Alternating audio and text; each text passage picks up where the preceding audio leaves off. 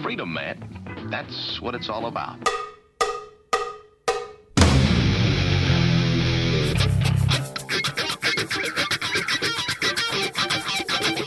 You've got to groove on freedom like the good book says.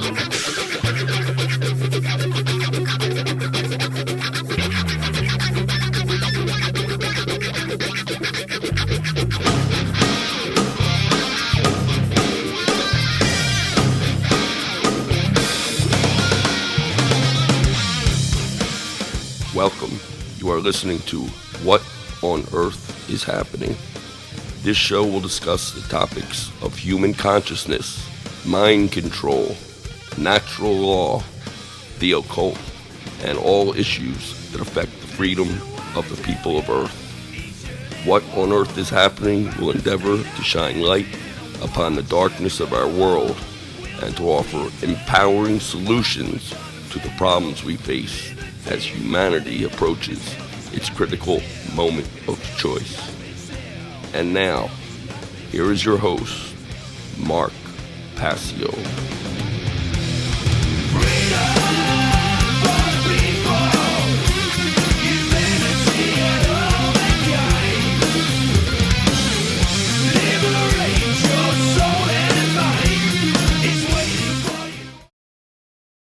Welcome one and all. You're watching What on Earth is Happening. I'm your host, Mark Passio. My website, whatonearthishappening.com. Ladies and gentlemen, government is slavery. Always has been, is now, always will be, until we decide to end it. And here on What on Earth is Happening, we are ending slavery one mind at a time. Welcome and thank you for tuning in today. Today is Sunday, March 24th, 2024. This is episode number 288 of What on Earth is Happening. And as always, What on Earth is Happening is a show of cumulative information, meaning that if you are a new viewer, you should not watch from this point. You should instead go back to show number 1 in my podcast archives of whatonearthishappening.com, and you should listen in order without skipping around at your own pace. Many people still insist to me that this is not necessary, and I am telling you that it absolutely is. Your worldview will not be expanded to the extent that you fully understand and appreciate what I talk about here in the later episodes until you actually get the data and the grammar that is presented in the earlier episodes to formulate a worldview conducive to the understanding of the newer information, and to break down the mind control and social engineering that is still present in the minds of most people, even the people who consider themselves already having a freedom-oriented mind. Because I'll tell you what, in these days, when I'm doing these newer shows, I find that the freedom movement is often my worst enemy. They're not my comrades. They're not the people who are on my side. They're not the people side by side fighting the war against tyranny with me. No, not at all. They are often the most socially conditioned creatures imaginable. And I don't care what anybody thinks about me saying that. If you get offended by that statement, good, maybe you need to be offended, as suicidal tendencies used to say. You know? Well, it's too bad if you're offended. Get as offended as you like. The freedom movement is nothing of the kind. We still don't have a freedom movement in the year 2024. We have a laughable joke that I refer to as the My Freedom movement. People who are concerned with their own individual freedom, but really couldn't give any less of a shit about the freedom of all human beings.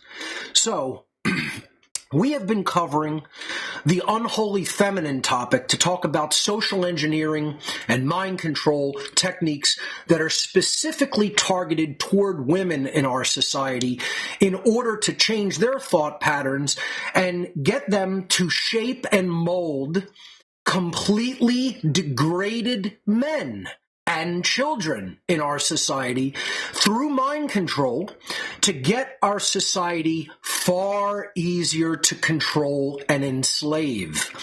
and this topic is called The Unholy Feminine, Neo-Feminism, and the Satanic Epi-Eugenics Agenda. Today we will be getting into part 10 of this multi-part extended series here on What on Earth is Happening. As always, thank you to Will Keller, content creator on the One Great Work Network, for the great title cards that he creates for each one of my podcast series. So thank you to Will. Again, this is episode 288, part 10 of the Unholy Feminine Revisited and Extended series. Let's do some housekeeping announcements, after which we'll jump into the material for today. We are still on a 6-month schedule from January through June this year, returning to a 3-hour format show with my producer Mike in the producer seat with multi-camera camera angles, etc. So very happy about how the show has been going from a live perspective. With software, it's still always a challenge to get everything up and running exactly right. It's always a chore. Again, I really need to go back and do some new shows on technology and how critical and important this is to the war for freedom. I'll have a little bit of something coming up regarding that in just a moment. We are now simulcasting on 10 social media platforms, including the whatonearthishappening.com website, the onegreatworknetwork.com website, Telegram, Twitch, YouTube, Facebook, X, Rumble, Odyssey, and DLive. 10 social media platforms that we are streaming on. I'm very, very happy, very pleased to announce, after months of work, we now have live on whatonearthishappening.com donation gifts area of my website, gifts.whatonearthishappening.com. We have 5 new presentations available at gifts.whatonearthishappening.com, or just click into the gifts section of the What on Earth is Happening website. The 5 titles are Government is Slavery, which I originally presented at the Great Create event in Perry, Georgia in mid-2023. Government is Slavery, available at Gifts on both flash drive and DVD.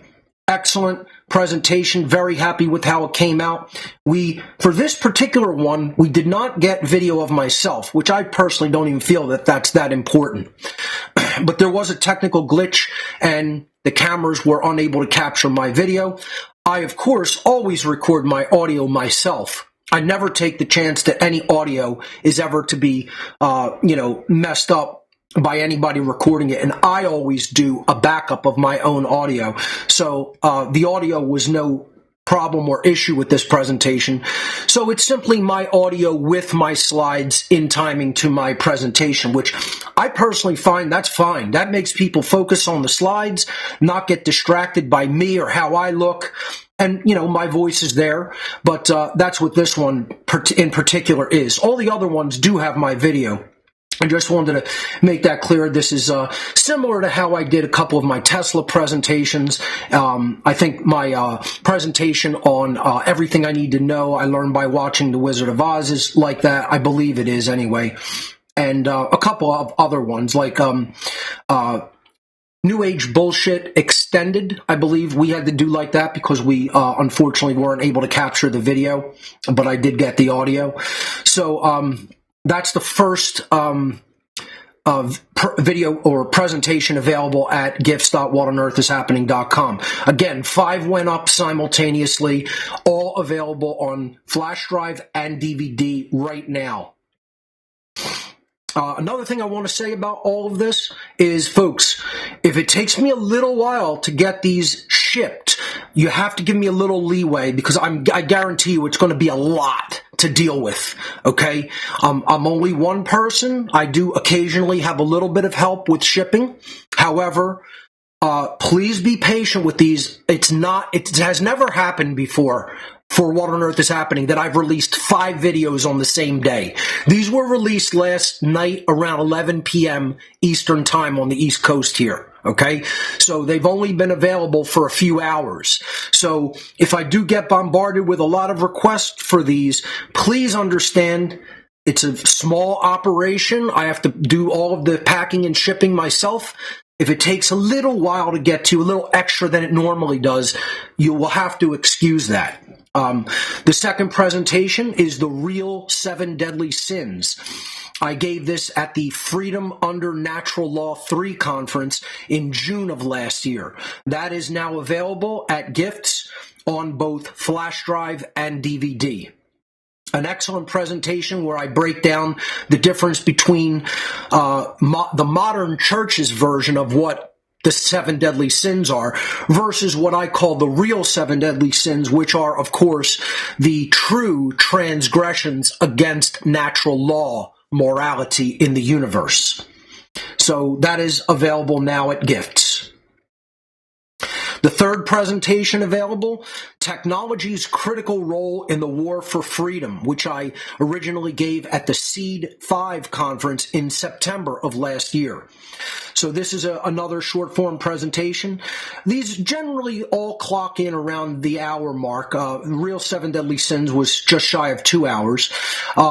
And this one is about just what it says, how important technology and its understanding are if we're really going to truly fight the war for human freedom against the forces of tyranny and enslavement. If we don't understand technology, then we don't understand the modern methods for getting the word out there through communication and through publishing technology.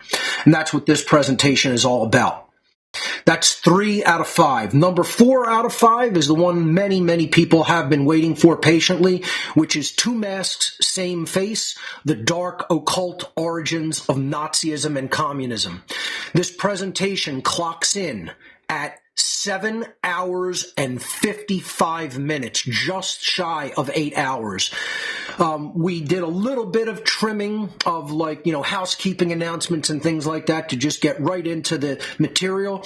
And that trimmed off, a little over 5 minutes. We clocked it in originally at just right around 8 hours, a little over 8 hours.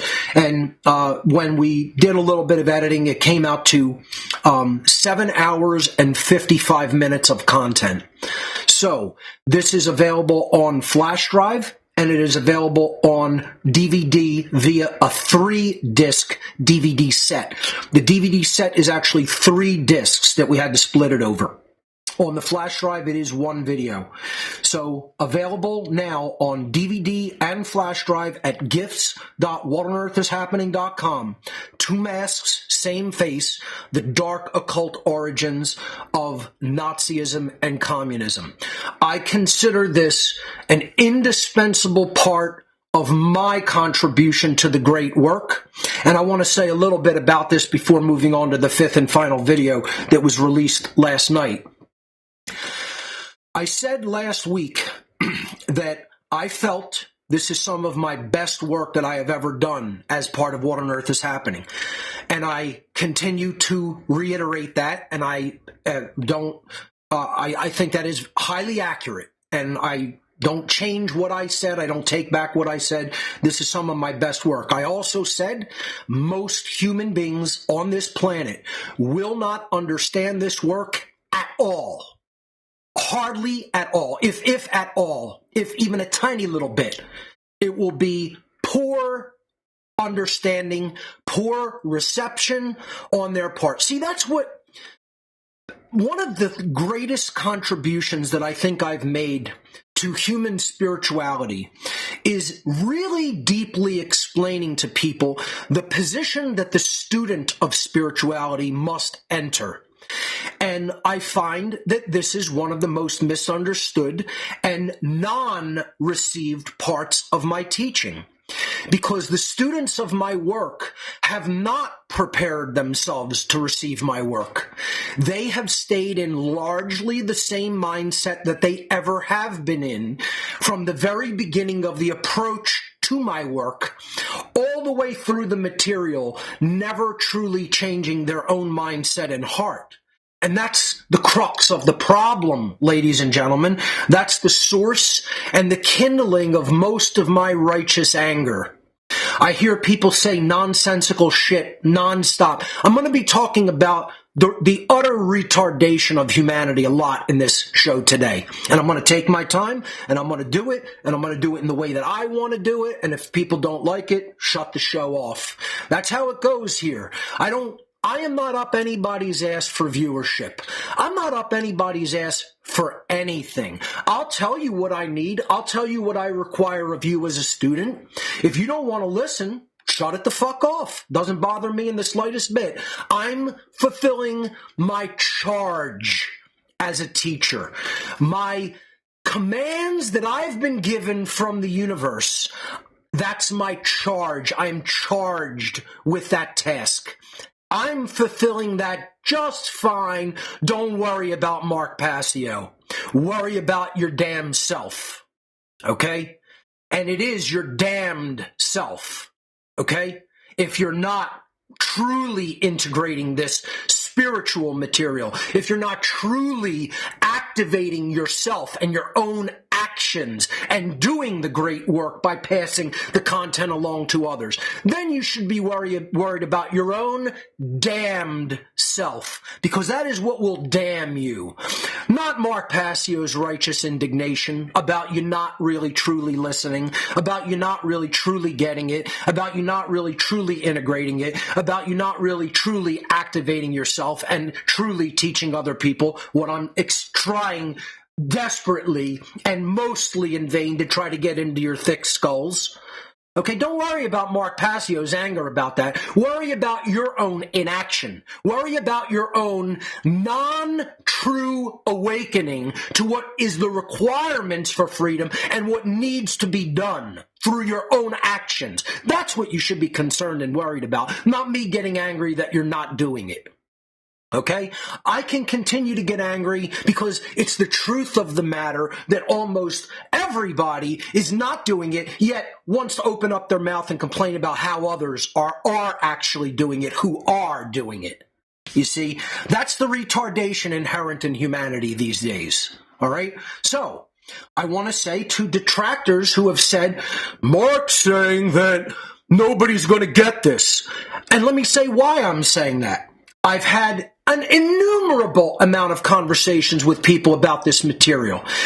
They repeatedly demonstrate to me that they don't understand what I'm talking about. They're hung up on their interpretations of the material. They're hung up on what their teachers told them. They're hung up on what politicians tell them. They're hung up on what their dumb family members believe and then hammered into their brains over the years. They can't get out of their box of consciousness and see this material from a different perspective. And I am a living expert in the gauge and judgment of human consciousness and the ability to see patterns and recognize what they mean. I'm an expert in that, having done it for so long and in such depths over the 20 years that I have understood what I understand. So, I, in that knowing, am able to say with very high degree of accuracy where I accurately perceive other people's consciousness to be. So no, it isn't me trying to make a self-fulfilling prophecy, as people have accused me of doing. I'm not trying to make people not get this, as I've also been accused of doing. You're saying they're not going to get it. So, in a way, you're conducting magic or sorcery by telling people they won't understand. Buzz, wrong answer. Where's my bullshit button? I need my bullshit button because I got to hit it and tell people that's not just bullshit, that's horse shit. Okay? No, that's not what I'm doing. What I'm doing is I'm truthfully saying what I have gauged in human consciousness ongoing now for the past 20 damn years. And I'm highly accurate about where human consciousness is at. I'm not deluded. I'm not misperceiving it. Other people are deluded and misperceiving it, thinking that it's moving in leaps and bounds, thinking that people are truly getting it, thinking that people are truly opening up their eyes. Let me explain what that is. That's called setting the bar too low. And I've said this over and over again. It's a very varied and completely different definition of what awakening means to someone else versus what awakening means in my high bar set definition. You see, there's a difference. There's a difference between people are really waking up here with the bar set real fucking low, and Mark Passio saying, here's what we need to wake up to, folks, and here's where the bar is. We're not even reaching that bar, okay? We can't set the bar low and then get all excited when people, oh, you set the bar real low like that, and then people are able to do it? Who cares? I'm not impressed. That's not impressing me. That might be impressing people out there that think awakening is like understanding the Federal Reserve is not good for the American economy. Like, if that's where you're setting the bar, like, you don't really understand what's truly fucking going on. I'm trying to get people to understand what's really going on this planet. Hence the name of the whole series, the whole podcast, What on Earth is Happening? Not question mark at the end. It's not a question. It's a statement. This is what on earth is happening. This is what's really taking place here from a perspective of consciousness, from a perspective of mind, from a perspective of psychology, from a perspective of morality. Shit that almost no one else talks about because all they want to do is gargle with the 3D sewage, as Jay Parker says it. They're gargling with the sewage of the 3D happenings of our planet instead of going to the underlying causal factors of what drives the happenings of our planet in the mind, in the psychology, in the heart of human beings. Thank you. I appreciate that. My bullshit button was brought to me. Thank you. This is the problem, ladies and gentlemen, is people want to say, Mark Passio is telling people they're not going to understand, and then that's driving people to not understand. Wrong. Bullshit. There you go. Bullshit detected. Take precautions. Bullshit level, DEFCON 5. Okay? That's where we're at, folks. It's not me. Okay? It's me accurately saying where consciousness is at, and what that's doing is it's telling you what your charge is to do. It's not all on my shoulders. It ain't all on my back. It's not wait for just me to pick up. It's wait for all of us to pick up. And if that's where consciousness is still at, and I'm saying it honestly, I'm gauging it honestly, I'm trying to explain to all you inactive people out there why it's still like that because of your inaction. Try to understand that. Try to make the effort to understand that and not say, Mark's for making a self-fulfilling prophecy by telling people he's put out great work, but they're not going to understand it. More likely than not, very, very, very few people will ever understand this material. And I will put it out, and it will just remain some intellectual curiosity for a tiny group of people. Do you think my natural law seminar has really reached a ton of people in the world? Do you think my natural law documentary, which was a very distilled and even far more dumbed down version of my natural law seminar for the average everyday dolt to be able to comprehend, what has that done? You want to tell me all the wondrous good in the way? It's just completely transformed society. I mean, do you know how many millions more people read Noah Harari's books? They read Yuval Noah Harari's books way more than will ever be reached by my natural law documentary, The Science of Natural Law. There are tens of millions more people reading that Antichrist fuck's books than we'll ever see Mark Passio and the Science of Natural Law. And let me tell you why that is. Here's why it is, and here's what really needs to be improved with my whole viewership, my whole listening audience, my whole sphere of influence, whatever the fuck you want to call it. Here's the problem. You guys aren't really bringing this material to anybody. A couple of you are. A pissant handful about this big, that much, compared to all the fucking work I've done over the years, over the decades now, okay?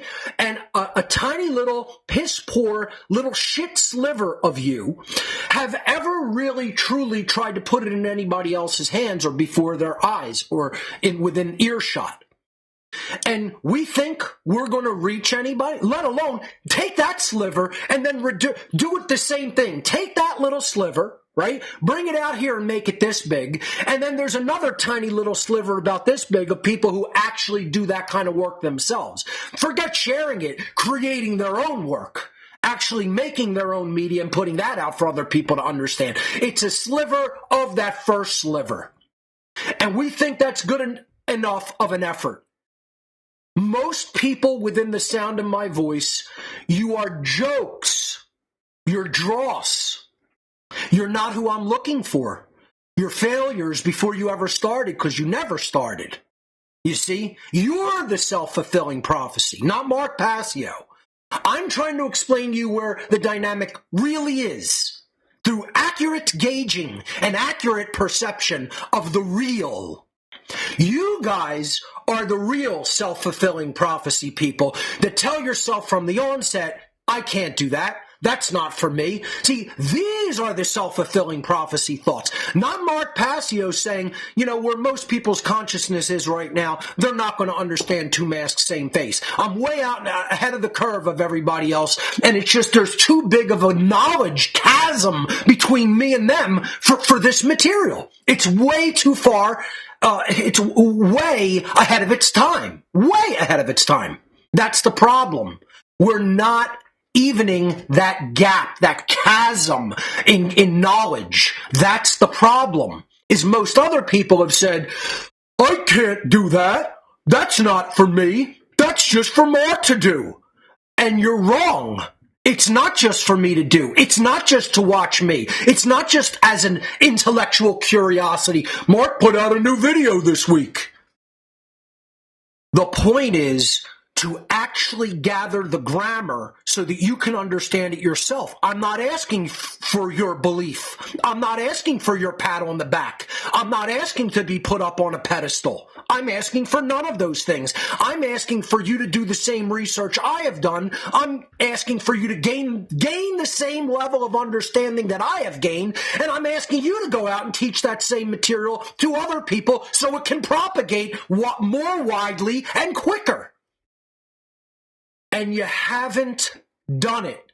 You're the ones who have sat back on your lazy asses and created a self-fulfilling prophecy that either I can't do it, I'm not intelligent enough, I'm not driven enough, I'm too old, I don't have enough resources, I don't have enough time. That isn't for me. How many fucking excuses have I heard over the years, over the decades, of why people don't step into the great work and do it? No, it's for other people. That's not for me. I'm not a leader. I'm more of a follower. That's not for me. I don't have that kind of time or money. That's not for me. I'm not a tech person. I just don't know about any of that stuff, and I'm not interested in learning it. You're the one creating the self-fulfilling prophecy. You are. Not Mark Passio by saying I'm gauging where the consciousness is at. I'm taking a good, hard, realistic look at it. And I'm saying honestly, will most people get this? No, they will not. And I'm going to put it out anyway. See, that's empathy. That's compassion. That's a labor of love. Not what you guys, most of you guys are doing. And guess what? Once again, if you are doing it, I'm not talking to you. I'm not talking to you. I'm not talking about you. I'm talking about all the lazy ludtards out there who want to say, technology's not my bag, man. That's not for me to do. That's for somebody else who's into tech. Like, I'm into the torture that I have to go through to do just about fucking anything as part of this operation. I'm into it. I love it, right? Yeah, I'm just into beating up on myself. That's why I do what I do with technology, with learning it, with maintaining it, with troubleshooting it, all the tasks that go with doing this kind of stuff. I'm just a glutton for punishment. I just love that, right? You're on bad drugs. You're on crack is what you're on. You're on like low-grade crack. Like, you're on the crack that the CIA made, and they fucked some shit up, and it's like really bad fucking crack. You're on that crack, if that's what you think that I crave. I do it because it's required and necessary to be done in a state of war. This is what people have to understand. We're at war, and anybody sitting back and watching the soldiers fight, you are the enemy.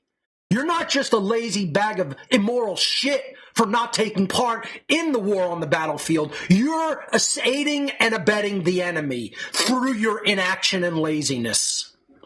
So, let's clarify what was meant, since people want to give their own bullshit interpretations of what I said. And I'm going to talk about this when I get into the material today, because more people gave their own bullshit interpretations of things I said last week regarding human sexuality. And it all comes down to the ignoramuses out there who have no work to show for themselves and who've actually done nothing to actually help this war effort for human freedom.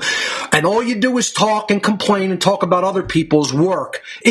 You guys fucking just hear what you want to hear. You don't even hear what's being said. Your brain is so fucked up and broken because of what your fucking low-life parents did to you when you were young and didn't fucking raise you or fed you shit food or threw you a TV dinner and sat your ass down in front of the television to be the lazy fucktard that you are in your current life. Is they fucked your ability up to actually hear what is said.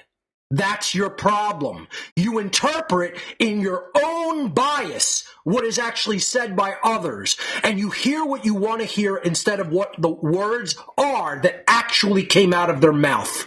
That's how fucking retarded you are. Most people think like that. They can't hear what's actually being said because they never learned the technique of how to learn. Can we get quiet in the room, please? I need complete quiet in the room. I'm sorry, but it's very, very distracting to hear even small noises taking place in the room. I lose my train of thought. I need silence in the room. Thank you. Okay, so people have never even entered the practice of learning how to learn. They still have a garbled jumble of thoughts bombarding the mind, bombarding the consciousness, and they can't shut those thoughts off. I have likened it to the practice within Freemasonic rituals. Okay, when a lodge meets in Freemasonry, there is one member who is assigned and charged to make sure no one else enters the lodge upon it being opened, upon business being conducted within the actual lodge confines. This is the person called the Tyler of the lodge, Tyler. And a Tyler literally means it's the person who seals something with tiles. Literally, you're putting the facade on and making sure that no seams can be seen in the building material, okay? To Tyler the lodge means to close and seal it, such that not only aren't people going to bombard the lodge, which is a representation of the mind, but they're not even going to be able to find the doorway in. The door is going to be sealed and hidden, is a true tiling of the lodge. And what this means is there's no intruders allowed. And this is an allegory. There should be no intruders allowed in the mind. This is why people are poor learners. This is why I say most people will not understand Two Masks, Same Face, the dark occult origins of Nazism and communism presentation, because they have not figured out how to tile this lodge. They don't have a tiler on duty. It's wide open. It's like a big funnel like this. It's a huge funnel. And it's just all intrusive thoughts just funneling into the lodge, the mind. They don't even understand how to close those thoughts off. While I'm saying something, their very own intrusive thoughts are still chattering and jabbing away like this. Non-stop. They can't even hear what's being said because there's so much garbled bullshit chatter going on within the internal lodge. That's the problem. That's why people are poor learners. And I tell people, learn how to Tyler the lodge. Learn how to force out those intrusive thoughts and actually be fully present and listen. Then you will not misinterpret what is said. You will hear the words that are actually being said to teach you what you need to know, and you will not hear your own bullshit, garbled, nonsensical, intrusive thoughts that are unwelcome and are not conducive to learning. You don't understand the techniques that you have to put yourself in to even become a good student. Not only are you not a good student, you don't even know how to become a good student. There are techniques for this.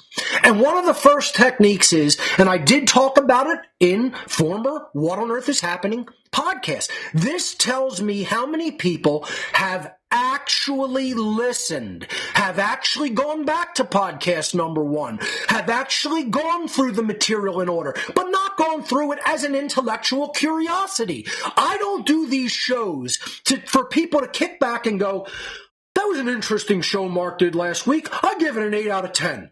I'm not interested in your bullshit commenting or rating. I'm not doing this to try to get views. I'm not doing this to try to get likes. I'm not doing this to try to be social with people. I'm not interested in your fucking friendship.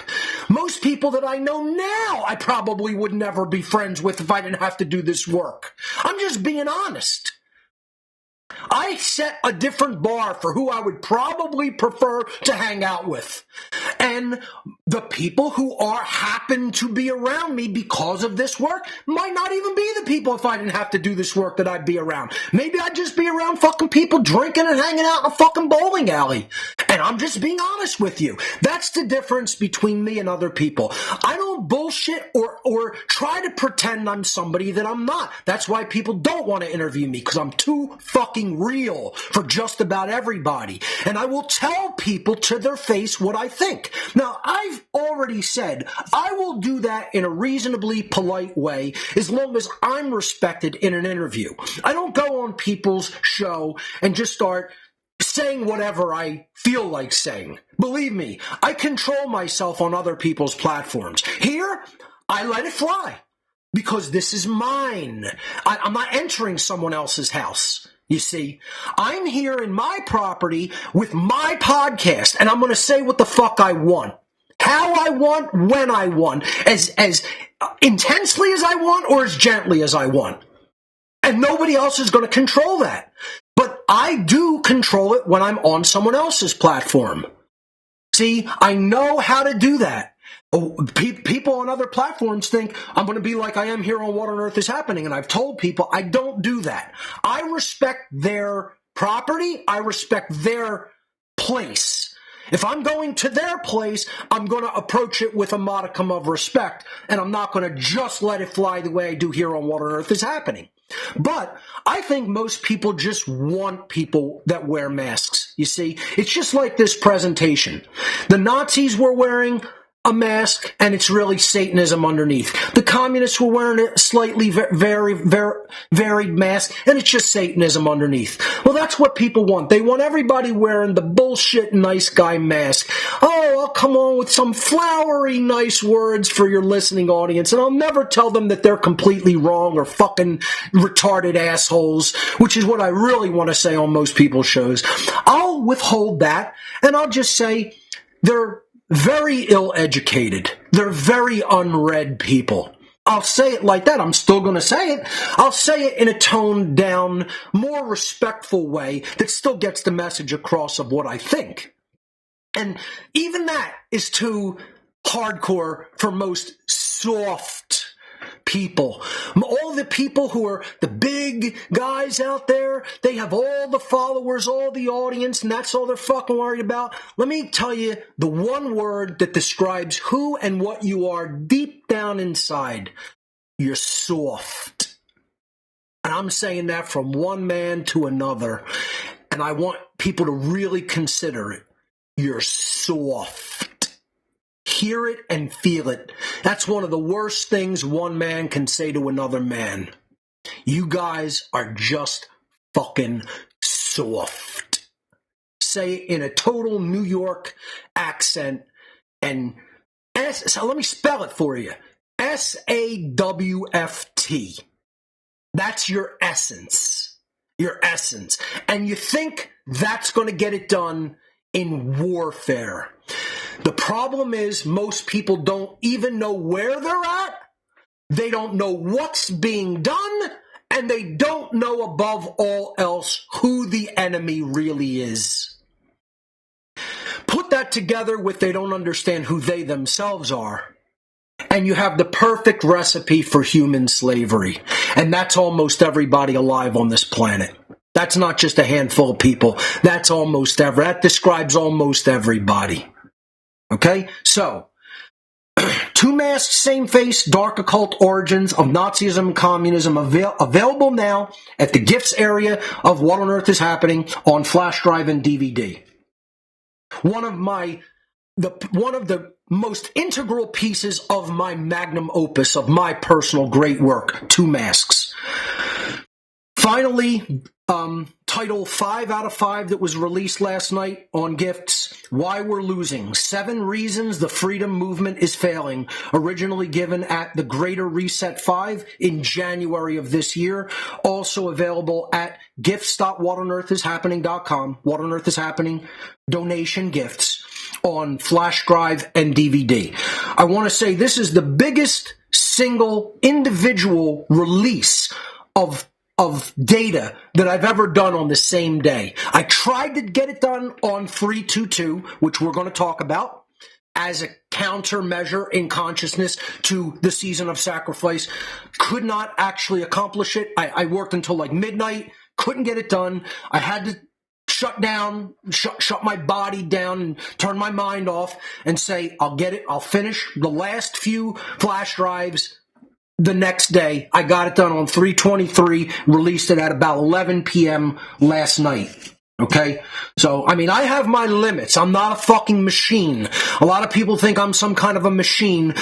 I have to eat, I have to pee, I have to, bathe, get a shower, I gotta, do dishes, I gotta, I'm just like anybody else. And eventually I run out of energy and have to collapse.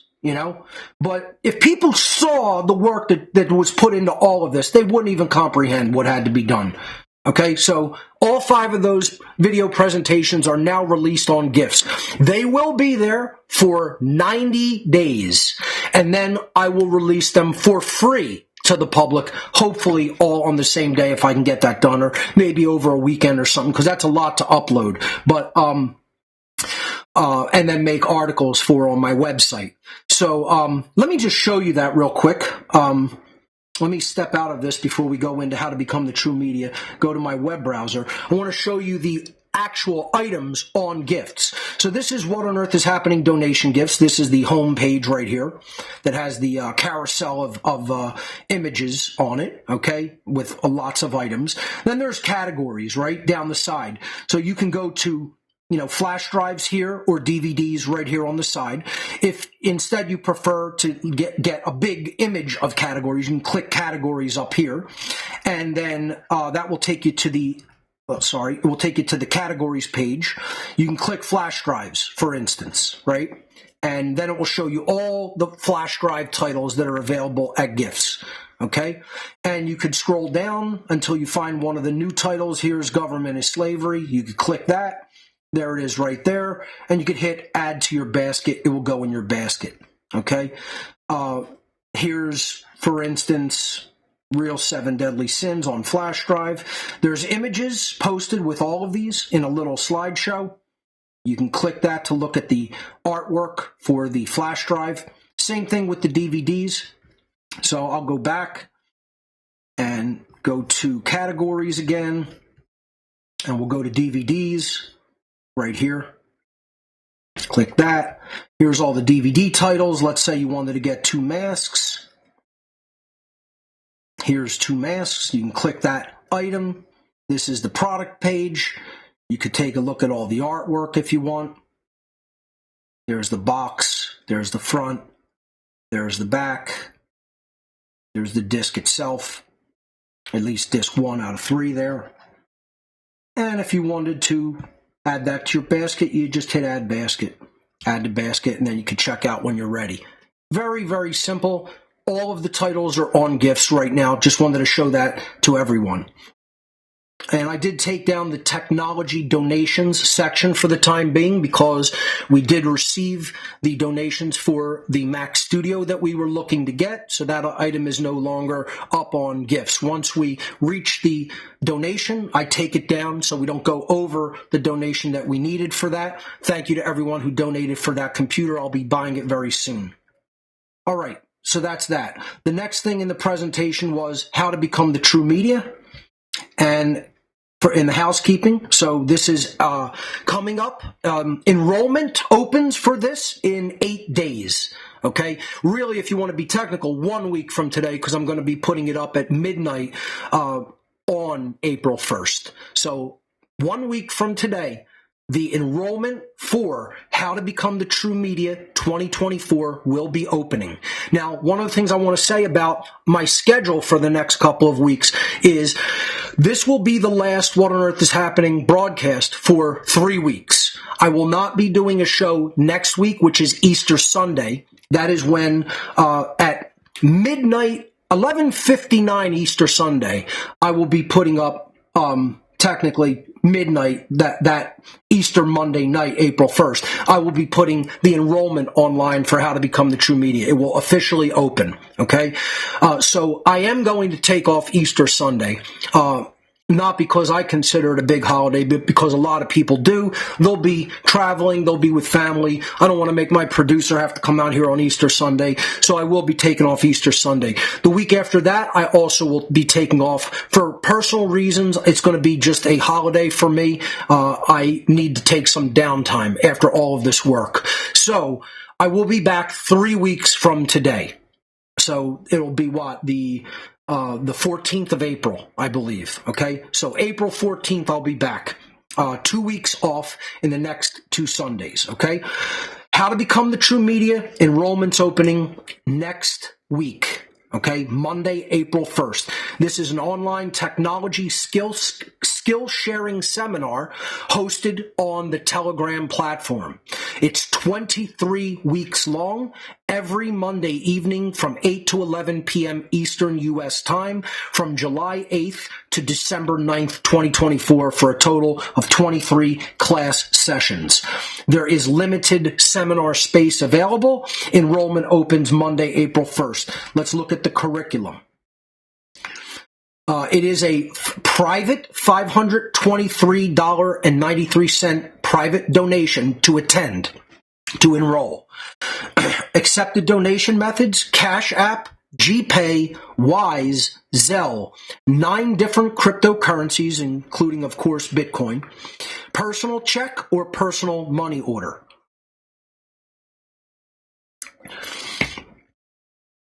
Here is the skill sets that will be taught in the seminar this year. Basic operating system skills.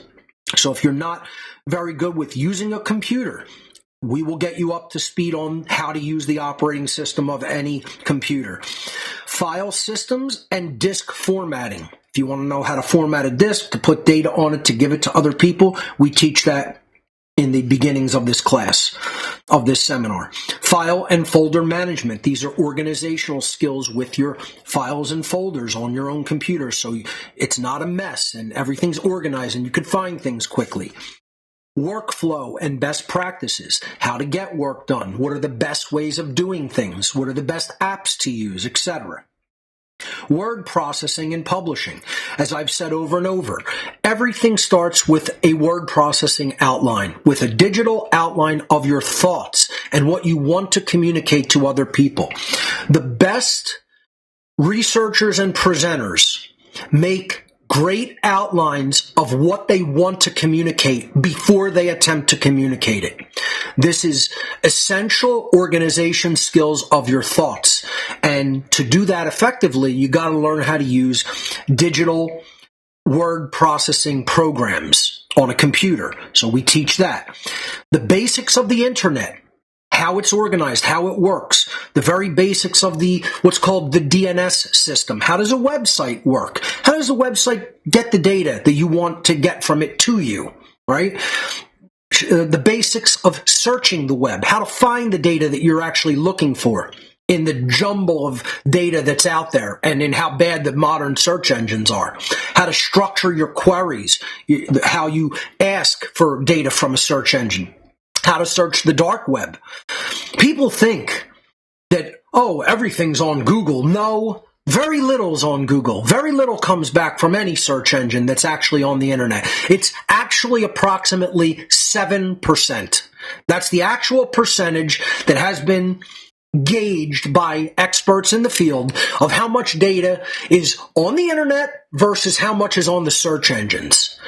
And if 100% of the data on the internet, if we take that as, that's all the data, how much of it is actually indexed and searchable via a modern search engine? The answer is 7% of the total available data that is on the internet. You can reach by a link on a search engine. 93% of it comprises what is collectively known as the dark web. Okay, or the dark part of the internet, whatever you want to call it.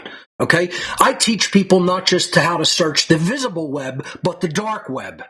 Because the dark web is where 93% of the content is, and only the other 7 is reachable via the search engines. We teach that in this seminar. We teach graphic design, how to make things look aesthetically attractive with visuals and graphics. We teach print publishing and layout, if you're going to print something out. Like handouts or flyers or posters. We teach how to build presentations like you see me delivering every week and on all my presentation videos. We teach audio editing and publishing. If you're going to make a podcast that's audio only, how to do that. We teach video editing and publishing. What if you want to make a short video? How to edit that and put it out. If you want to make a video podcast, we teach how to do that. We teach live streaming, what we're doing right now. Okay, how do you make a live show? Multiple camera angles, slides in it, reaching multiple video sharing platforms and social media platforms. How do you do that? We teach that in this seminar. Web authoring and publishing. How do you build a website? Do you know the very basics of the language of the web? Okay, we don't get deep into programming in this seminar. I consider that an advanced topic. But I show people some very, very basic, simplified basics of the language of the web, mostly just HTML, simple HTML. And then we get into how would you build a website in the modern day using a content management system. I let people install a content management system on their own computer if they practice what I teach, so that you can practice doing it on your very own computer without having to go buy a website and web hosting space. You can practice it local, then you could do it remote when you're ready. That's taught in the seminar. How to share and collaborate on the internet. And all of the hardware and equipment that is required. We teach, the basics of the equipment. We show you what to order. If you're going to actually go out and buy equipment, we show you the approximate sweet spot. You don't want to get dirt cheap shit that's all going to break in a few months. You don't want to get the highest end stuff for like the highest level experts and professionals. It's going to be tens of thousands of dollars per item. You shop mid-range. This is what we teach in the seminar. Decently built mid-range equipment that won't break your budget but will enable you to do what you need to do to fight this war for freedom. These are all the techniques and the skill sets. That's the curriculum that we teach in how to become the true media. Here's the notes for the seminar. Please take note, this is a private seminar open to those who make a private enrollment donation. Each private enrollment donation is just for one student to get an invite to attend the seminar. Each student must enroll separately. There's no package deals where like you pay for one person and 5 people can take it. It's one enrollment, one attendee. Very simple. There are no enrollment discounts. There are no enrollment plans. There's no partial enrollments. There's no date extensions. Do not write to ask for any of these things. We try to keep it even and fair for everyone. Equal and fair for everyone. So don't write to ask for any of those things. There's no enrollment discounts, no donation plans to attend the seminar, no partial donation enrollment donations, and no enrollment date extensions. The classes are only hosted live. Do not ask if they will be recorded and given to students later. No, they will not.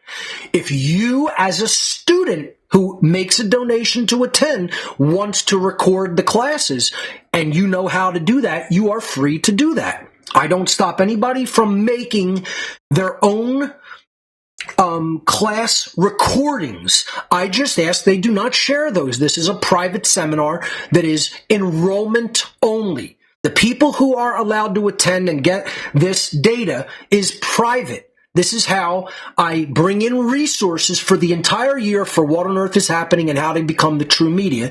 So I ask people not to share that online because I want people, quite frankly, who make the sacrifice to enroll and learn. That's part of the challenge of how to become the true media. It's not just about learning the tech.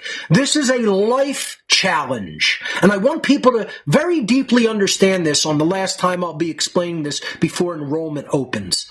This is a challenge for you. It's something that I hope people will accept my challenge. I am trying to challenge you in this seminar. This is how we separate the wheat from the chaff here on What on Earth is Happening. This is how we separate the people who really have been paying attention versus the people that just look at this as some intellectual curiosity and they're not really paying attention and integrating the lessons. And then this is also how we separate even those people from the people willing to make a true sacrifice of their time, their resources, their effort, their energy, etc. That's what's required to win the war for freedom. You have to make sacrifices of all of your things.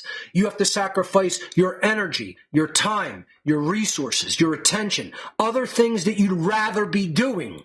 I'd rather be somewhere else right now. I don't want to be here teaching people. I already know this stuff, folks. I know this stuff forward, backwards, in my sleep, blindfolded, and taking a shit on the toilet. That's how well I know this shit. I don't need to be here. Okay, I'm here for other people. The nerve that people ever say I'm somehow self-centered. My entire life is an entire act of compassion and empathy toward dumb people. I already know this. I don't need to be here doing this. I could go do something else. I could have went and continued to actually practice and really get fucking killer good in bowling. Okay? Because, again, as I said, I was at the point where I was going to the alley once a week, smoking a joint with a couple of friends outside before rolling into the alley, grabbing a couple of beers, sitting down, throwing my shoes on, and throwing a 265 once a week. Imagine if I fucking practiced! Imagine when I was that good, and I'm not that good anymore because I haven't even really bowled in years. I've bowled maybe once in a couple of years. If I actually started going to the lanes again and getting that good again, imagine if I took it really seriously and I practiced every fucking day. I'd be the world champion in a month. And I've shown my bowling scores. I've actually put scores from the overhead scoreboard up on What on Earth is Happening. And this is kicking back, going outside, firing up a joint, having some fun, talking some shit with my friends, and having a beer while I'm bowling. And I'm throwing a 265. I'm not even taking it seriously. Imagine the kind of money I can make if I took that fucking shit seriously. And didn't just come and do things that really aren't mattering that much. Not that much, maybe a tiny, tiny, tiny little bit. If they've made any scratch in this fucking war at all. You know, most people don't get it and don't want to get it. Just like the Satanists told me they would. They didn't lie to me. I was wrong about where I thought people were in consciousness. I was wrong. The Satanists who told me that I was wrong were right. You see how that easy that is to do, folks, to just say you were fucking wrong? I was wrong. You know, you guys won't say that you're wrong in your perceptions and how you learn and how poor of a student you are and how lazy you are and how fucking disinterested in really making the sacrifice to do the great work you are. You won't say that you're wrong about that. You won't say that that really kind of makes you a piece of shit. Because it does. So, don't ask for videos of the How to Become the True Media classes. That will never be offered. If you can't attend in live time, don't enroll.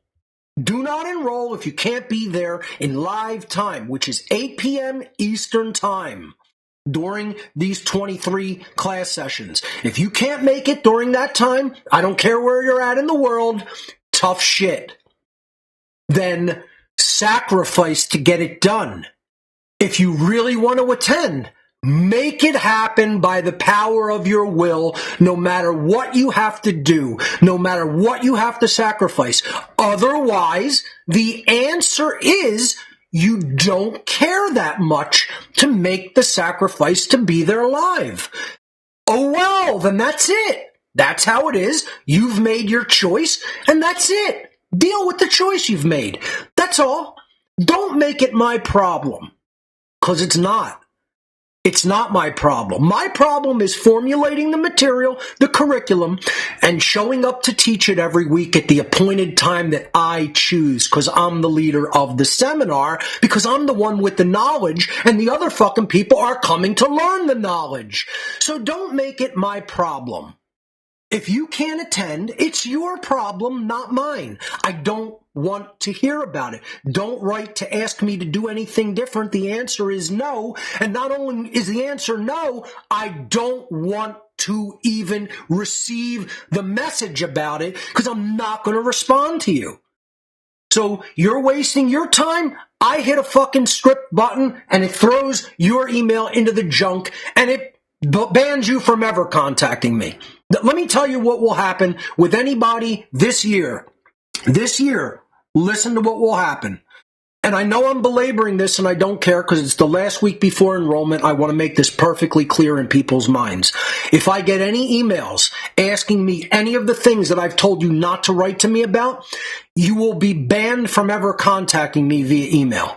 I will put you in a permanent block list. And no message that you ever send to me will ever reach my inbox ever again. That's what's going to happen if I get any emails about, are the classes being recorded? Can I give a 50% donation? What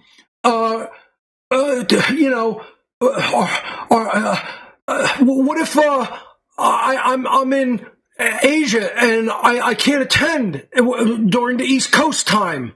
I don't want to hear about it. I don't want to hear about it. If you write to me to say any dumb bullshit like that this year, you will be perma-blocked from ever emailing me again. That's it.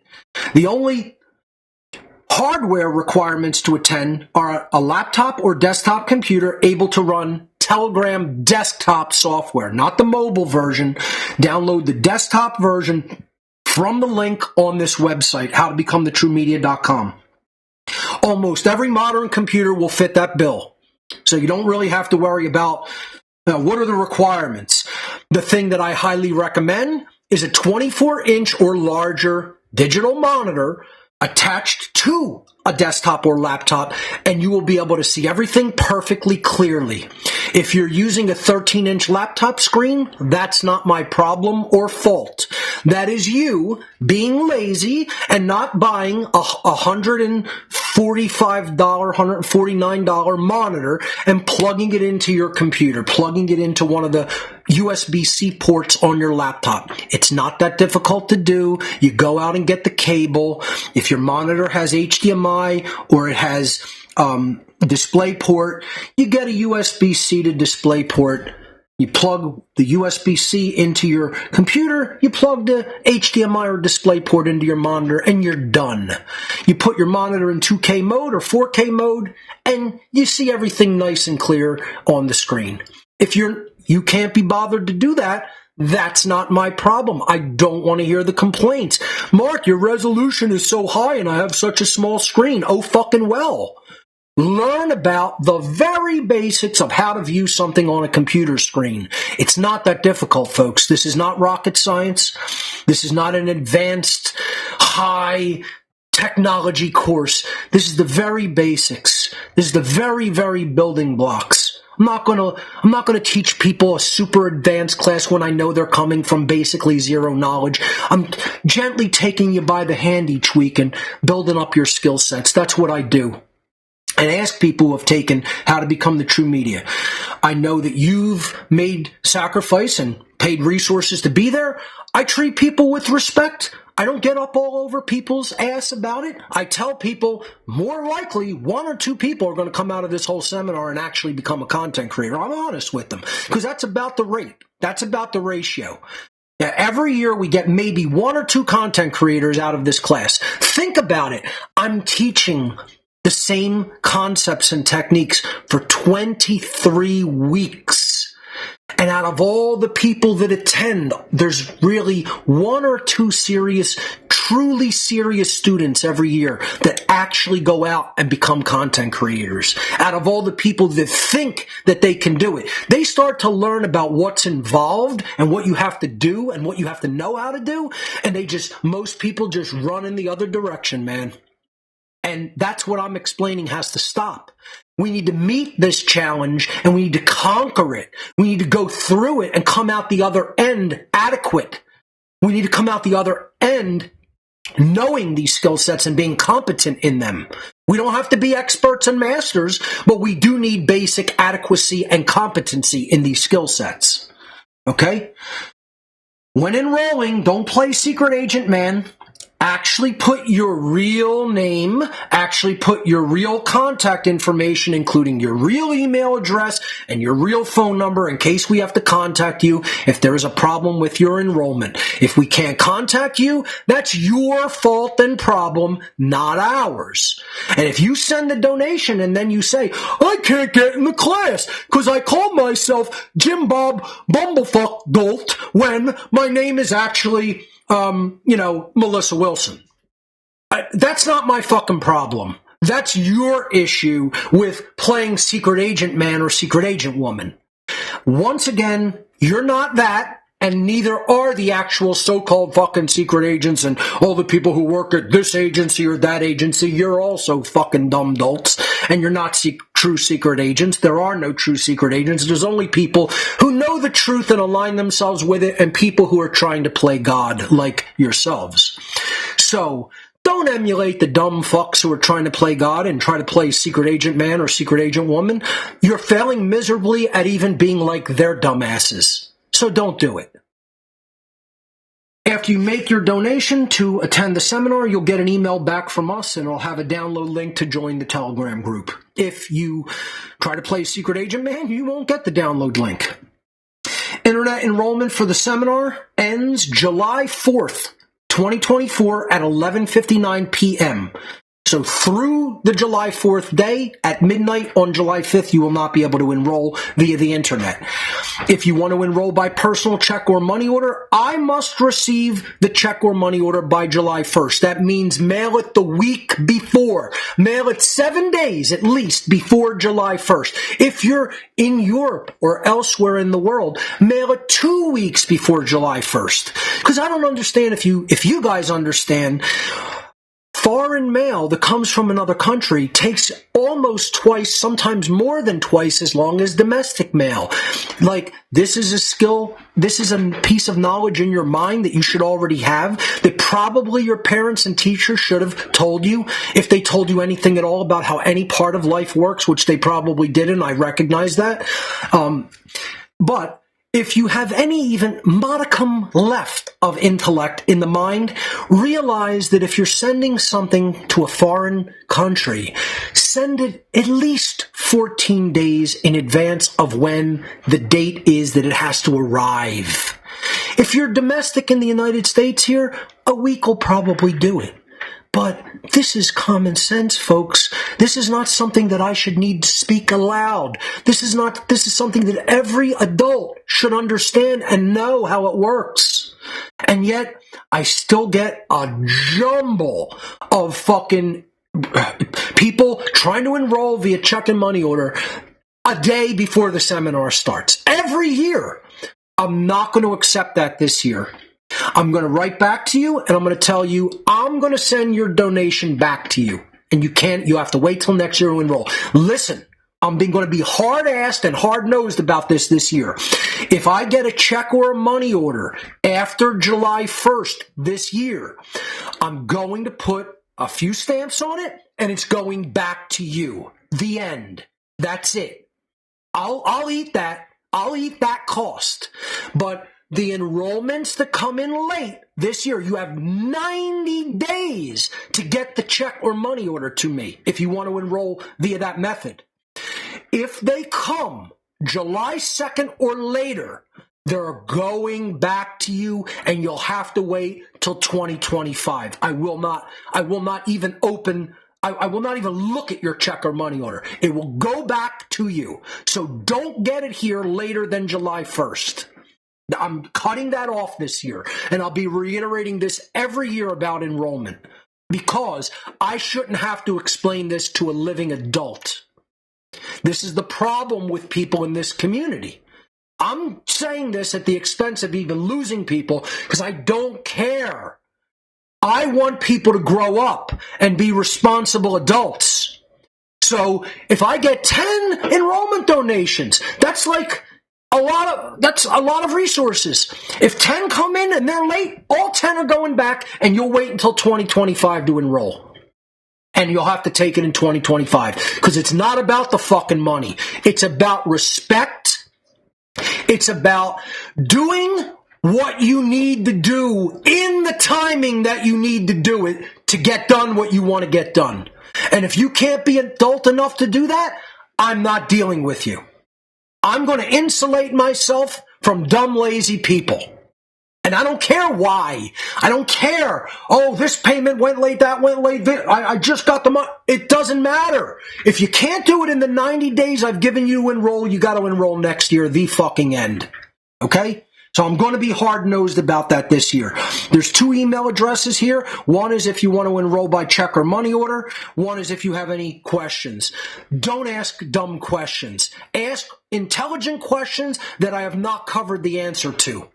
And that's going to be my policy for everything going forward. I'm kind of finished repeating myself, folks. In case you haven't been able to tell that, I'm done attempting to repeat over and over and over, even though that's really still all I fucking do here on What on Earth is Happening. I'm really over it. I'm over it in my own patience level.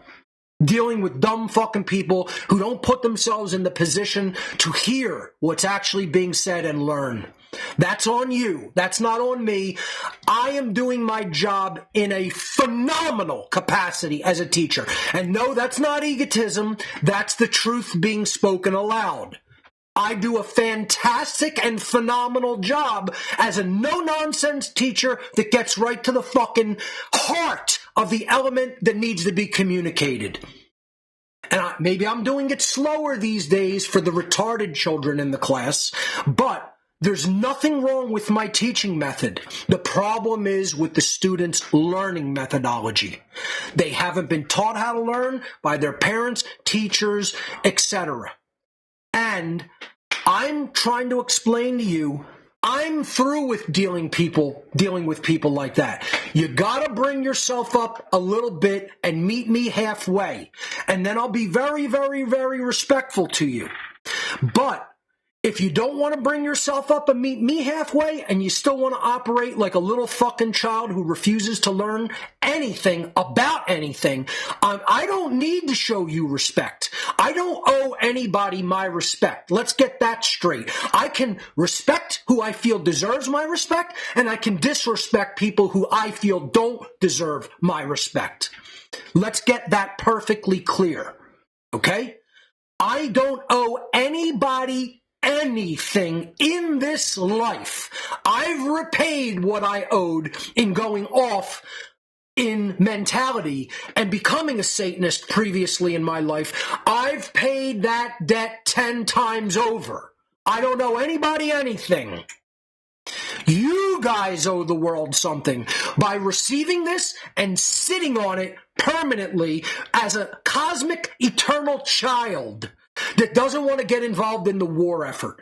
That's who owes, not Mark Passio. Mark Passio doesn't owe shit. You owe. I don't owe shit. You owe a lot. I don't owe shit. You owe a lot. I don't owe shit. You owe a lot. Let's get that perfectly fucking clear in everybody's mind before proceeding. Okay? Let's go back to the housekeeping announcements. For more information, visit the website howtobecomthetruemedia.com. And no, I'm going to be very hard-nosed on all those things that I just said.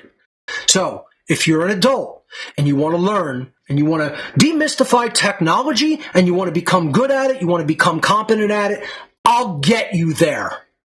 Meet me halfway, be respectful, don't put fake names and shit, right? Enroll on time, don't ask for exceptions. Be a big boy with his big boy pants on, be a big girl with her big girl pants on, and act like an adult. And you'll get tons of generous respect from me, and you can ask anybody in the seminar. I treat people very fairly. Okay? What I don't like is when people show blatant disrespect and or prove to me that they're trying to move forward with grammar that they haven't actually accrued, that they haven't actually gathered. They're trying to put their rhetoric before their grammar. That bothers me. And why it's been bothering me with this particular field of material, not how to become the true media, but the unholy feminine, is because all the people that have challenged me on it, I can tell haven't done the work to aggregate the grammar of the Trivium method of learning, of truth discovery. They have all spoken with zero knowledge in the mind first. That's why they're a poor student of the data. They're a poor student because they put their rhetoric, which is spreading information and knowledge, before they have actually gathered the grammar and then processed the grammar, the building blocks of knowledge, and turned it into a deep understanding through logical process. I've been attempting to explain the Trivium methodology of learning and truth discovery and personal development, because that's what it is, since practically the beginning of what on earth is happening. And I still find the whole freedom movement is just littered to capacity max with people who still cannot perform the Trivium for themselves and still are operating out of a completely ill-educated, unread, uninformed opinion where they're putting their rhetoric before their grammar. And that's what I won't show respect for. It's not a matter of opinion. The stuff I'm talking about in this series is not opinion like, do you think chocolate ice cream's better than vanilla? It's not an opinion. Do you like the new vitamin drink that I bought and got here today for me to sip on my show? Oh, grape flavor. Excellent. I love it. Somebody else tastes it. I don't like the aftertaste it leaves. That's a matter of opinion. And both people are perfectly equally entitled to their opinion, whether they like that, because that's subjective.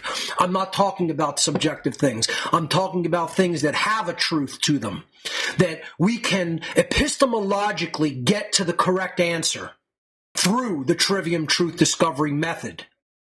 And that's when I don't have respect for people. When I can tell they've ignored all the grammar that I've aggregated, haven't looked at it for 1 second, but then say, my opinion is just as good as all your years of hard-won knowledge, gathering and pouring through and making logical sense of all that grammar. I've done zero of it, and I have an uninformed opinion that's been given to me by a social engineer or another fucking dumbass know-nothing, like their parents or their teachers or the media or complete imbeciles that they know. And they want to say that that uninformed opinion is better than my years of hard-won knowledge. I'm not going to tolerate that level of disrespect. So I don't tell people you're not entitled to go and think what you think. I am telling people, don't bring your ignorant bullshit to me. That's where I'm saying I'm not going to have respect for you as a human being, because I have vetted what I know with the Trivium through years and years of unimaginably intensive study, and I will not be disrespected as a man who knows better than other people regarding the truthfulness, the veracity of that body of knowledge. I know how to perform the Trivium, and I've actually done it. Then I see people who not only haven't done it, they have no idea what it is or how to do it, and then they want to say their opinion is better than my knowledge vetting using the Trivium. That's where we're going to butt fucking egos. Okay? We're going to butt egos right up against each other. Okay? And I'm not going to back down from that. An idiot is not going to tell me that they know more than me. I'm not a fucking idiot. I know how to learn. I know how to do the fucking Trivium. I'm not going to be told by somebody that doesn't, who's a fucking idiot, that I'm the person who doesn't have the truth in hand. No, I will not. I will not be spoken like that in my presence. If you want to do that, you're entitled to go do it elsewhere, away from me. You're not going to do it in front of me without being challenged. You're not going to do it on my social media platforms without being challenged. Take your bullshit elsewhere.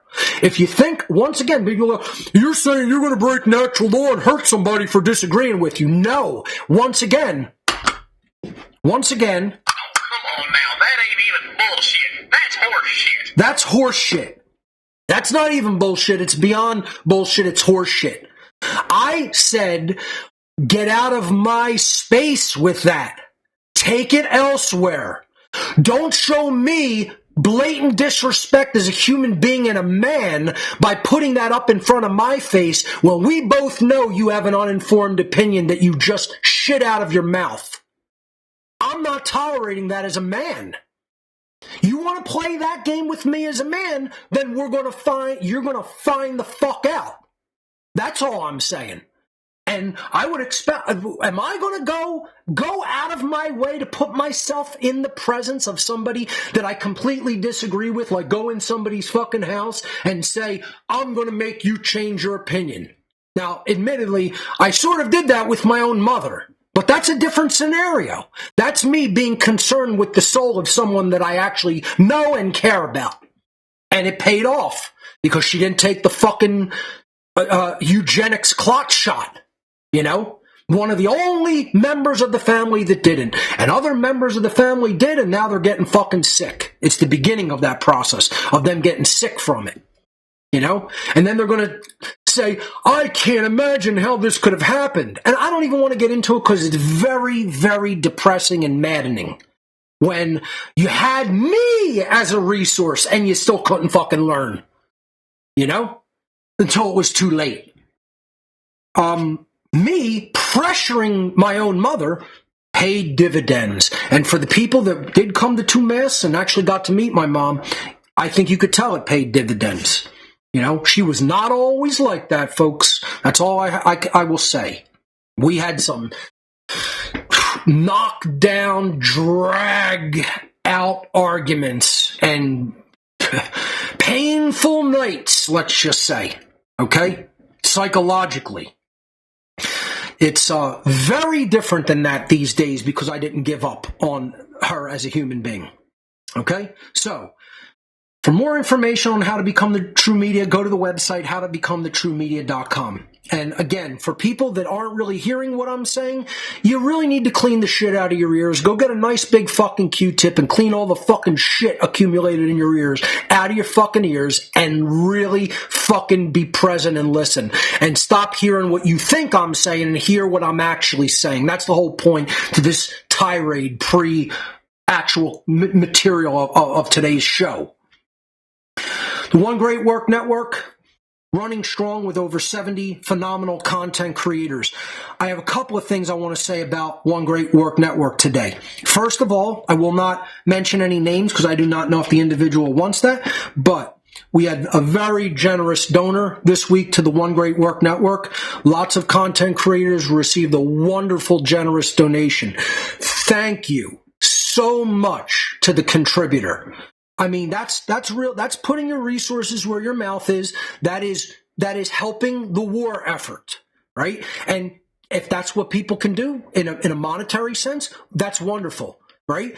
If you can't become a content creator yourself, you can contribute resources. If you can't become a content creator, maybe you can contribute what you know how to do. Like maybe if you're good at troubleshooting, or if you're good at dealing with printers, or if you're good at just running errands, who knows? You can contribute in a million ways. Right? Not every single person has to become a content creator. We can be helped in ancillary ways. And we got a very wonderful, generous donation to a lot of the content creators this week. So thank you so much to the very generous donor of those resources. It's very much appreciated and will be put toward the execution and effort of the one great work of ending human slavery.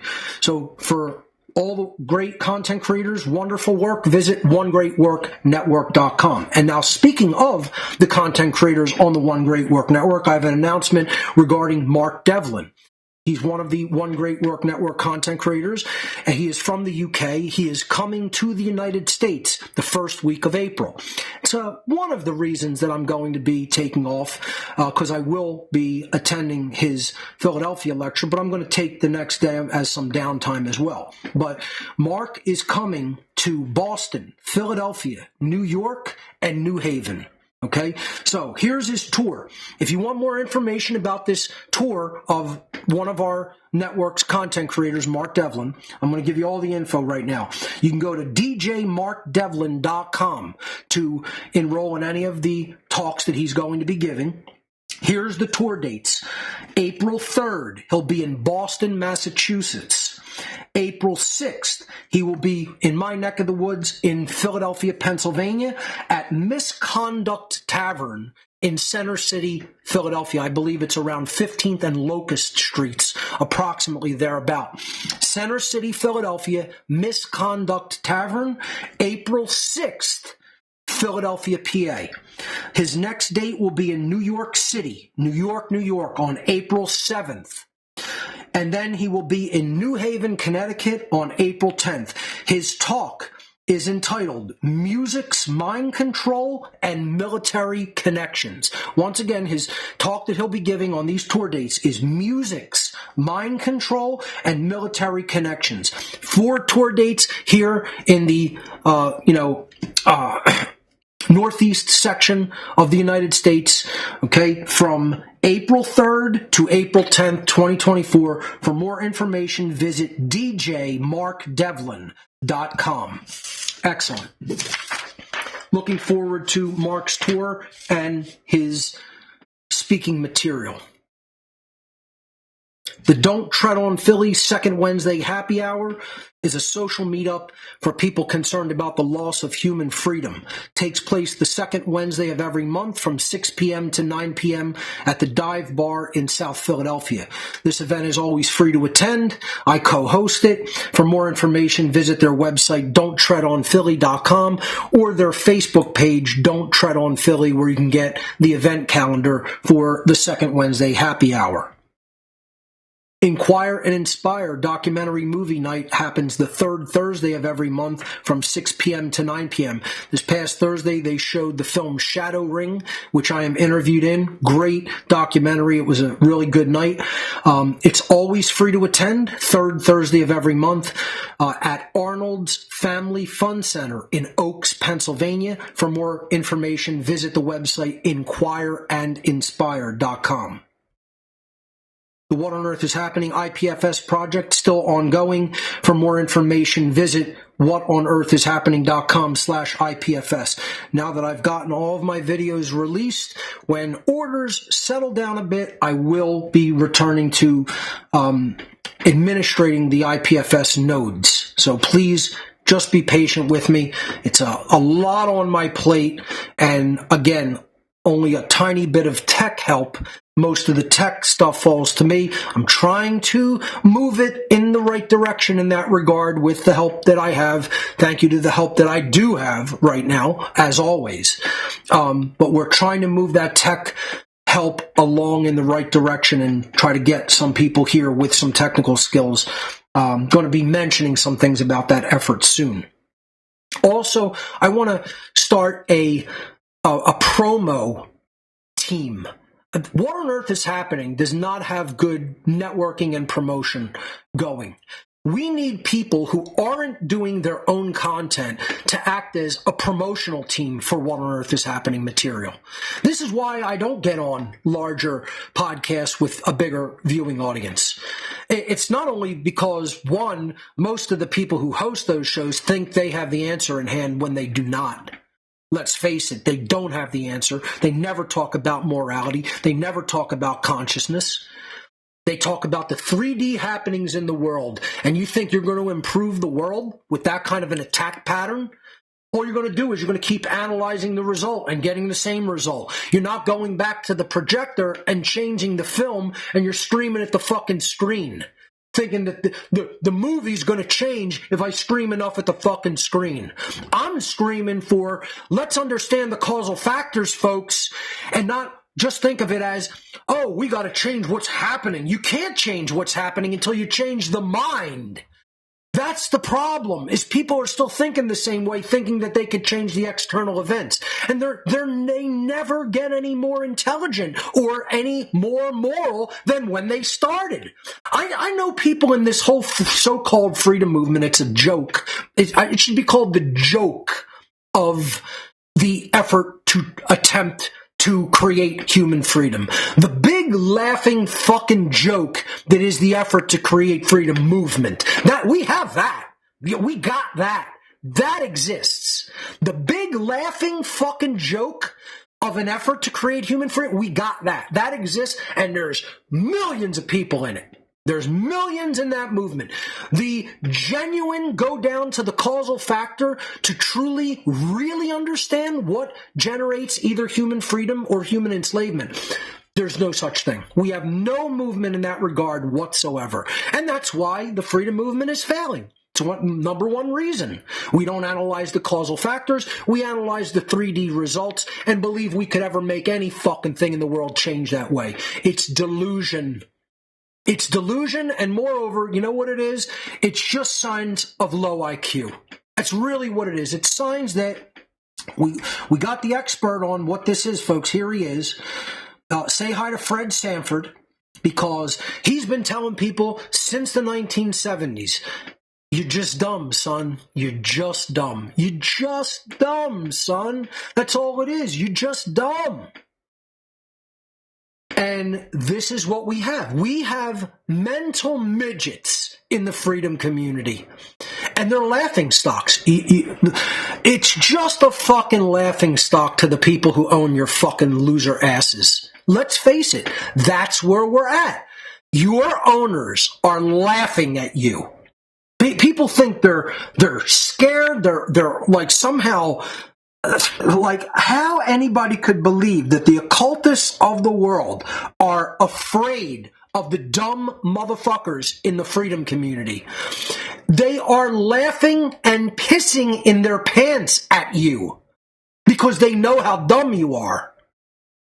You don't understand the causal factors, and you believe you can make anything change. Never truly changing your mind, never truly changing your heart. And you believe doing nothing and externalizing power and saying, a politician will get that, or some other teacher will get that for me. You believe that anything new or different is going to ever happen in life other than slavery? Keep thinking you're distorted bullshit, because you just have a distorted, fucking undisciplined mind that's fucked. And as a result, you're just fucking everybody else. So go and watch Fred Sanford like he tells Lamar, you're just fucking dumb. Because that's all that I don't even need to go into a long-winded explanation. The answer is you're just not smart enough to figure it out, and your owners are. They know how you fucking work. They know your laziness. They know your fucking inaction. And you don't. You think you're a better person than you actually are. And you're just a fucking dumb, lazy motherfucker. That's why we're not winning. That's why we're getting fucking clobbered in this fucking war. And we're going into slavery and extinction. And no, that's not a self-fulfilling prophecy, losers out there. I'm trying to tell people the truth of the matter so that they can learn what's required and improve it. And then actually meet the requirements to really make real world change happen. And you're too fucking dumb to see that. So if you want more information on the IPFS project, go to that website. There's not going to be any call-ins today. I leave this here, but we will do at least 3 or 4 call-in shows when I'm finished with Unholy Feminine. The ARC 2.0 still available. whatonearthishappening.com/ARC, 26,000 audio files, 9,500 books, 3,400 videos. People request it almost every day, and I wonder, how are things still not changing with all that data out there in the world? And it's because most people get it, they're overwhelmed with how much information is on it, and they don't know the trivium. And they still have all this bullshit and nonsense locked up here, chattering away. They've never practiced transcendental meditation. They've never practiced simple sitting with yourself and just making an effort to say, I will block out all thoughts, all intrusive thoughts, focus on a mantra, then go study something in a concentrative capacity with that same mindset. Once you master doing that, once you master putting intrusive thoughts out of the mind, and you don't do it forcefully, you let them slowly eventually subside. Like a wave coming in on the beach real strong, then it just lessens. Then it lessens even more. Then it lessens even more until the water is calm and nothing tries to break down the barrier into the internal lodge. And you've tailored the lodge over time. You don't have to do it in one day. You practice this technique for months if you have to. Then you say, I'm in learning mode. I'm going to go and actually now concentrate. You move into another aspect of consciousness, from meditation to concentration. You've prepared the lodge via meditation. Then you open it up to knowledge via concentration. That's how the process works. At the beginning stages of the trivium. It's not the end of the trivium. It's the beginning stages of the trivium. You're preparing the way for the grammar. And the arc is the grammar. But if you don't prepare the way here, and you don't tailor the lodge properly, and then you don't open it to receive the information that you need to know, you never change. Because you're still on garbage in instead of good stuff in. You're still letting all the garbage into the mind. And then what's going to happen with the output? Via rhetoric. You think it's going to be good? It's going to be garbage.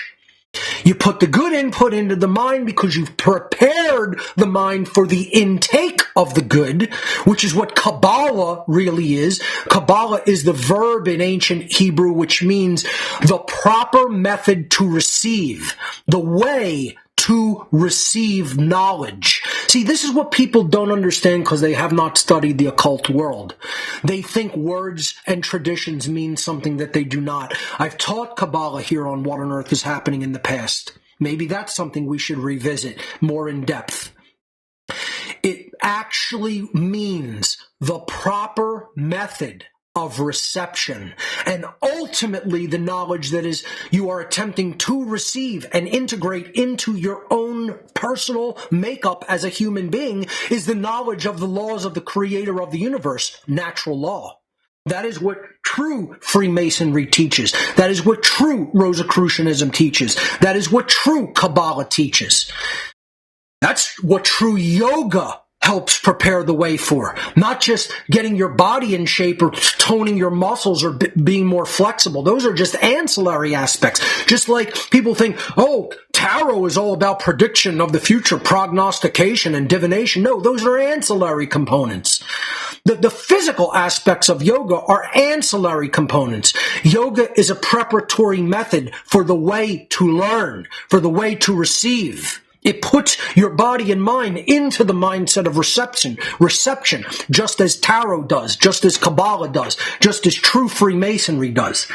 And people want to think, oh, all this should just be thrown out the fucking door because it's not part of the Christian tradition and it's considered the occult. They still don't understand after all these fucking years that the occult is a two-sided blade. It's a double-edged sword. It can be used for good, it can be used for the uplift of consciousness, or it can be used for evil. It can be used for manipulation, control, and slavery.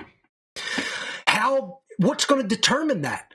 Well, if it's completely distributed throughout the world and everybody knows the knowledge that it contains, how could it be used to manipulate and control and enslave? Because people are going to look at it and they're going to be, I know what that is. I'm not fearful of that. I recognize that. I know that material.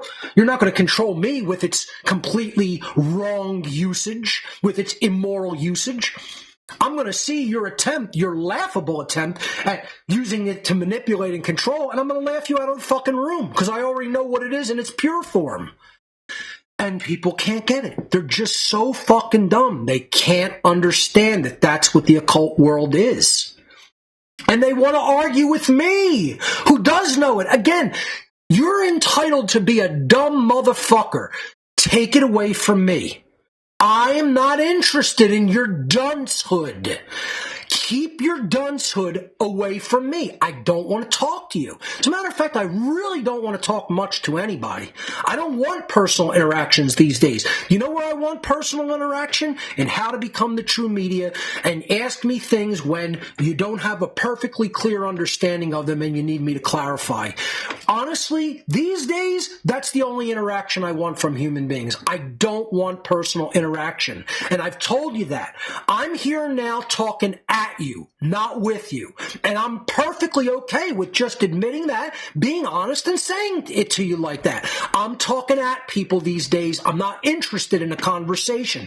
You go and have conversations elsewhere. I had all the conversations I want. I don't want personal interactions with human beings. If I feel there is a peer, I will be respectful and I will bring the conversation to who I consider a peer. Okay? I just don't bother even trying to get in touch with me to have a conversation unless it's for an interview on a platform that we can bring this knowledge to some people. Okay? And again, I'm willing to do that with even people who don't have huge audiences, but I need to put together a team that's going to make it their effort to get this information out to a worldwide audience. Because quite frankly, the job that's been done of that, the pickup that has been done of my work is atrocious. Atrocious. And by now, bigger heavyweight content creators with a bigger audience should know this fucking material by now. And you should have respect toward me for bringing it out to the extent that it has been brought out, because I've done that better than anybody who's ever lived. And no, that's not egotistical thinking. That's the fucking truth also.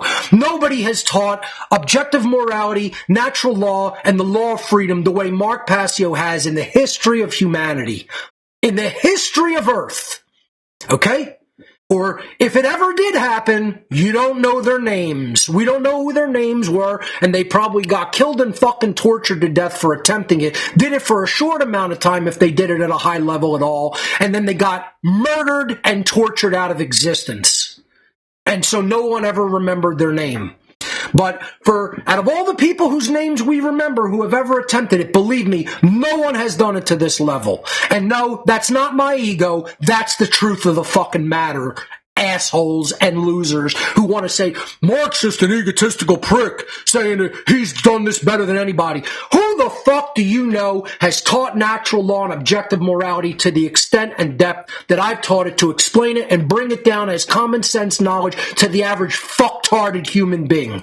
No one is the answer. There's a few people now doing it pretty well. Yeah, and if anybody did it semi-well, it was people like Manly P. Hall, maybe Rudolf Steiner to a slightly lesser extent than Manly P. Hall, but and Richard Wetherill. But I'm saying to bring it down to out of the academic level and bring it down to just the average person level, to try to teach the average fucking human being, this is what true right is. This is what a moral wrong is. Nobody ever put it in simple, easy to understand, common sense language to the extent that I have, and have tried to motivate and inspire other people to do. And that's not ego, that's the fact of the matter. If you want to receive hard copies of all the presentations that I've done or receive promotional items for a donation, visit gifts.whatonearthishappening.com. All of the 5 new presentations that I've released, including Government is Slavery, The Real 7 Deadly Sins, Technology's Critical Role in the War for Freedom, Two Masks, Same Face, The Dark Occult Origins of Nazism and Communism, and Why We're Losing, 7 Reasons the Freedom Movement is Failing. All 5 of those titles now up at gifts.whatonearthishappening.com on both flash drive and DVD. You could visit that URL. You can get flash drives, DVDs, the One Great Work Collection solid state drive, the Natural Law documentary, men and women's t-shirts, coasters, stickers, buttons, on and on. Okay, all of that is available for a donation at gifts.whatonearthishappening.com.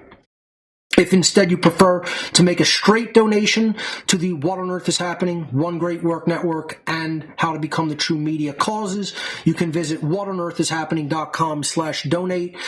Available donation methods are all the same methods that are available on donation gifts, What on Earth is Happening donation gifts area of my website, including Cash App, GPay, Wise, Zelle, 9 different cryptocurrencies, the check or money order, and what else? The technology donations list at Amazon, our Amazon wish list.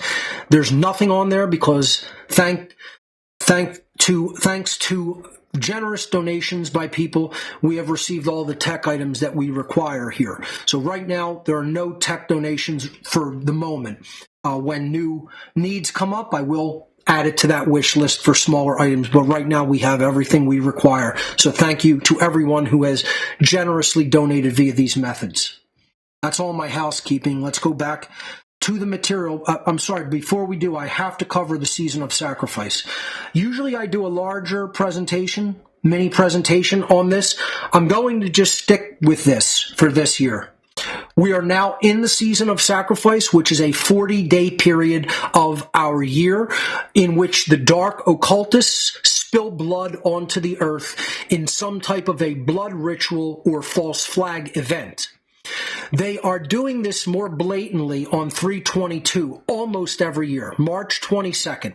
Again, that's why I tried to put out all 5 of my videos on March 22nd as like sort of an energy surge of knowledge and information.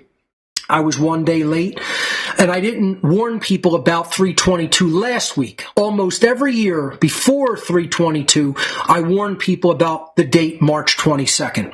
I didn't do it last week because I got kind of angry and I've calmed down for 3 weeks consecutively. 2 weeks ago, I was nuclear. Last week, I was atomic. Now, I might throw out a tactical nuke or 2, and that's about it. You know, maybe a little less than that. Maybe it's just some cluster bombing. But I'm trying to curb it. I'm trying to get to the teaching. What I hear people say via email, via social media, that's why I just wish people would just take my name out of your mouth. Just go do what you're going to do. Say what you're going to say. Take my name out of your fucking mouth.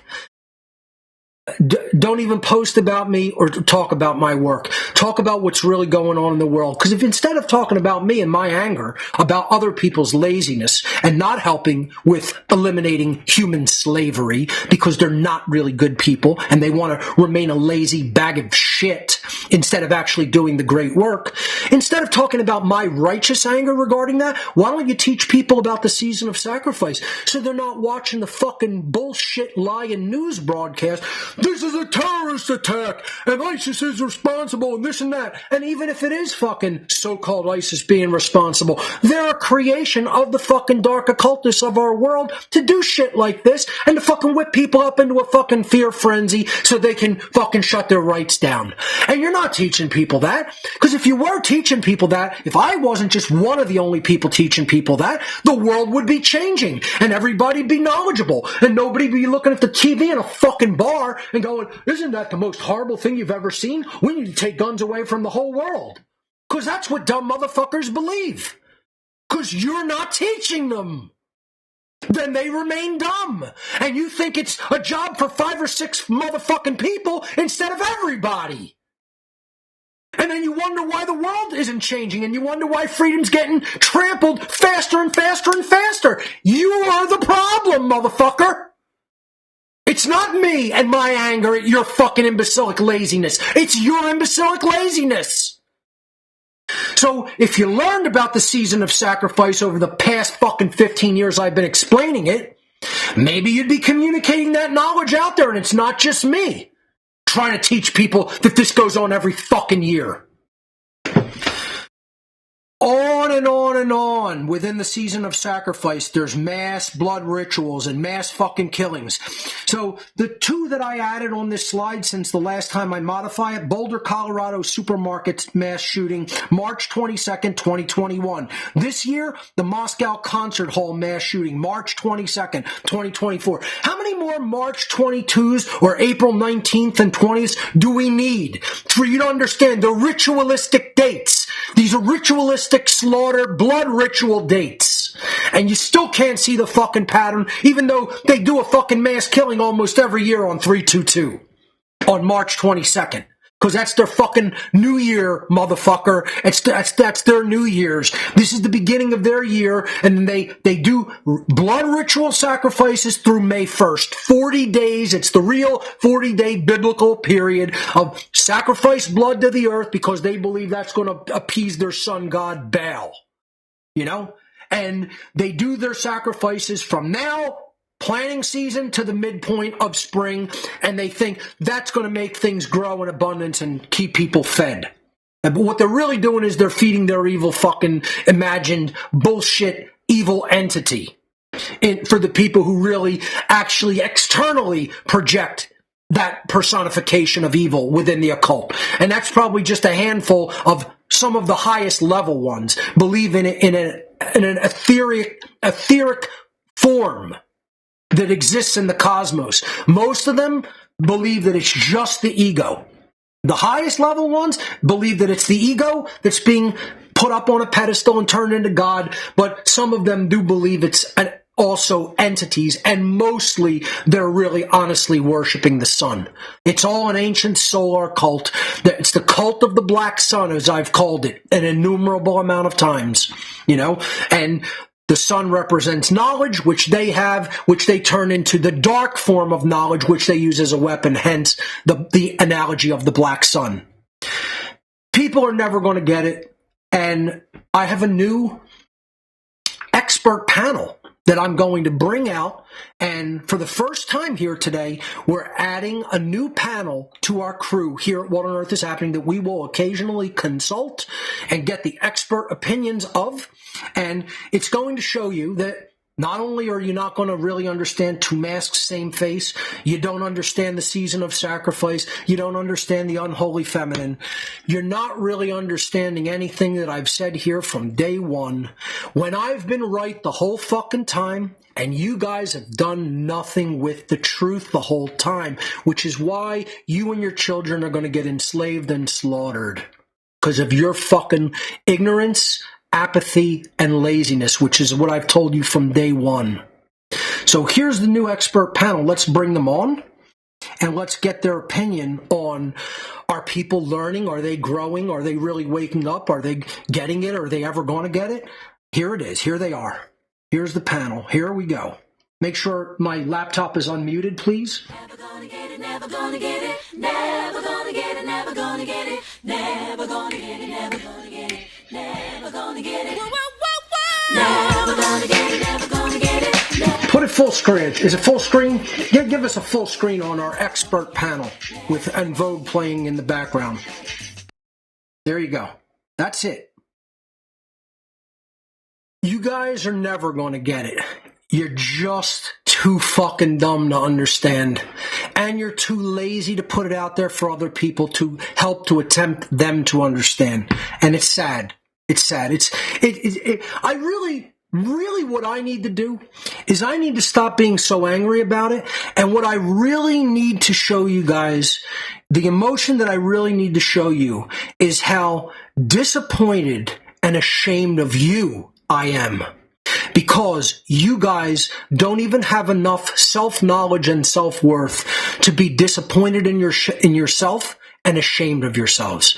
I need to show you disappointment and embarrassment for you and being ashamed for you. You see? I'm not ashamed or embarrassed of anything I've ever done or said because I've done what was required. You guys have not done what was required. So I need to be, because you have no shame in yourselves, I need to show you my disappointment and show you how ashamed of you I am. Because that's the real truth of the matter. I need to take all of that anger and convert it into disappointment and shame emotional response toward you. To show you how horrifically poor of a job you guys have not done. You haven't done any job. You haven't attempted to do the job. You haven't attempted to meet the requirements. And it's sad. It's disappointing. And I'm going to try to, maybe I really need to just fucking really deeply show you what happens when I really feel this and just weep uncontrollably on the air, as I've wept uncontrollably while making presentations, knowing that it's all for nothing because I'm not dealing with people who are capable of learning and really seeing the truth. I'm dealing with conditioned satanic robots is what really comprises most of the freedom movement, let alone what the average fucking moronic human being is. Forget it. I mean, it makes the freedom movement look like they're angelic fucking beings by comparison. And they're satanic robots that are completely embarrassing, shameful, and dumb. And but if you compare them to the average fucking moron human being that exists on this planet everywhere, the people in the freedom movement are like angelic by comparison. And I'm telling you, I'm horrifically embarrassed and ashamed of your efforts. Could you imagine the average dolt moron that exists on this planet? While making 2 masks in particular, and other presentations, but while making 2 masks several times, I tell you the truth. I'm not bullshitting. I'm not exaggerating. Uncontrollably, I just started crying in my chair and had to just close the presentation and just put my head down on my desk and cry. And maybe that emotion will rise up in me while I'm doing a show and you'll see what it looks like. And it's terrible. It's horrible. It feels horrific. I want to die. It is what it makes me feel like. Okay? And I've had that emotional response and reaction many times while making presentations recently because I realize the audience that I'm talking to and how fucking deficient in just about every avenue of human consciousness they are. A handful of people really make the effort to get it and do get it. It's so piss poor of a percentage that it is completely laughable. And I really should even stop using that word because it's not fucking funny. It's something that I want to just brutally and endlessly weep over. So I've told people about the season of sacrifice. I've predicted 322 mass killings over and over and over and over and over. And every fucking year, the Satanists feel like we could just trot this the fuck out and do it again, because that's how fucking ignorant and dumb this fucking moronic population is. Because you guys have failed in bringing this knowledge to others. One person can't do that. I've told you from day one, I am not the person that can do that. No one is. No one's that powerful. No one will ever be that powerful. We have to make this a team effort in a conscious, competent capacity. And the people who have looked at my work as some fucking intellectual curiosity are to blame for why the whole population isn't truly waking up to what's going on. You're to blame. It's not my lack of effort. It's not me doing anything wrong or incorrect or not to the level that it needs to be done at. Fuck you if you think so. You're wrong. It's your lack of effort. It's your lack of trying. It's your lack of care. It's your lack of putting skin in the game. Fuck face.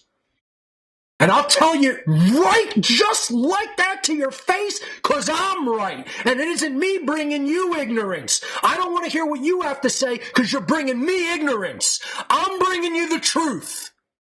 That's how it works.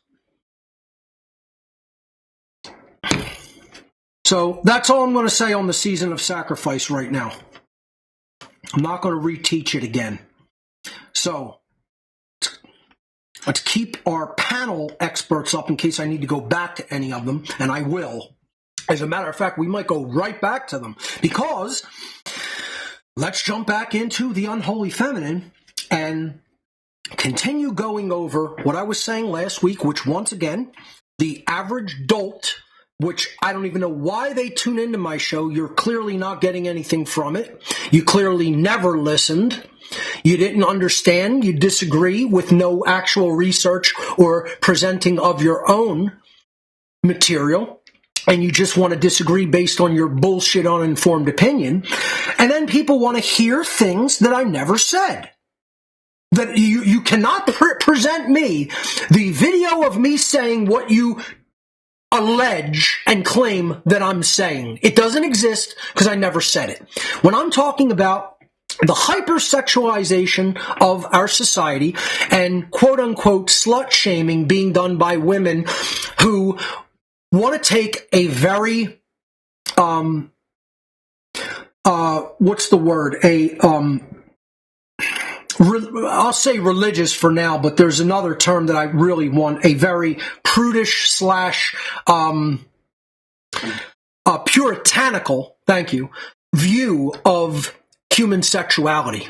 It's a sick, demented, false religiously based, puritanical viewpoint of sexuality, period, and human libido, which, once again, if you look at the actual physical data regarding the sex act in and of itself, there are so many avenues for the betterment of health that, again, in a way, I want to stop the continuation of the presentation right here, and I want to make tons of slides on my section, which was going to be called The Health Benefits of Human Sexuality, which was going to be like a sub-presentation. I was going to give it right here in the presentation. I was going to insert these slides.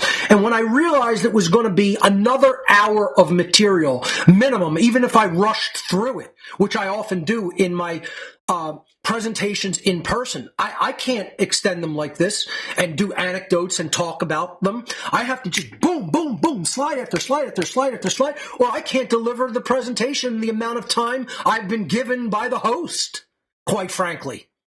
I have to stay right on time. I look at how many slides I have. Okay, that gives me 1 minute per slide, and I gotta move. That's it. People who have never presented publicly, he left this out.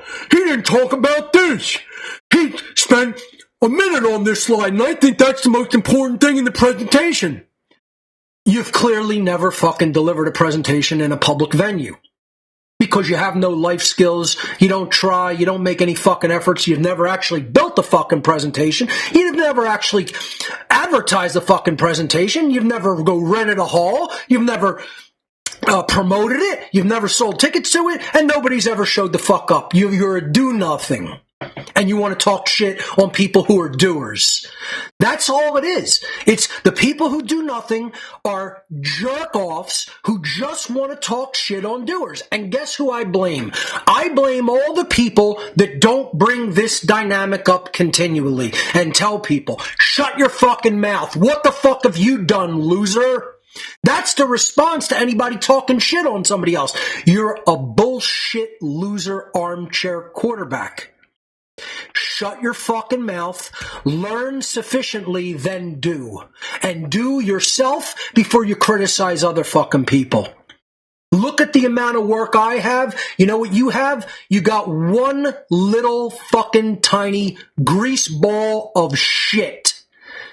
And you don't even have that. You really have a zero because you're a fucking zero yourself. You're a fucking nothing. And that's why I don't mention people's names, because no one will ever remember your fucking name because you're a loser.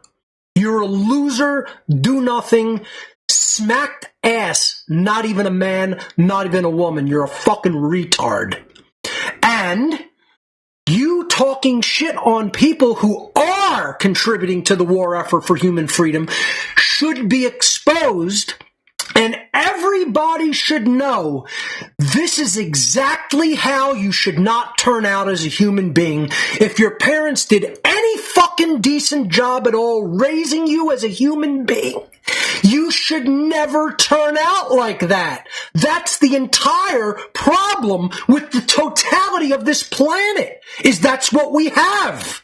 Instead of people who actually learn, then do. Your parents were miserable, abject fucking failures at the only job they had, which was to raise your sorry loser fucking ass.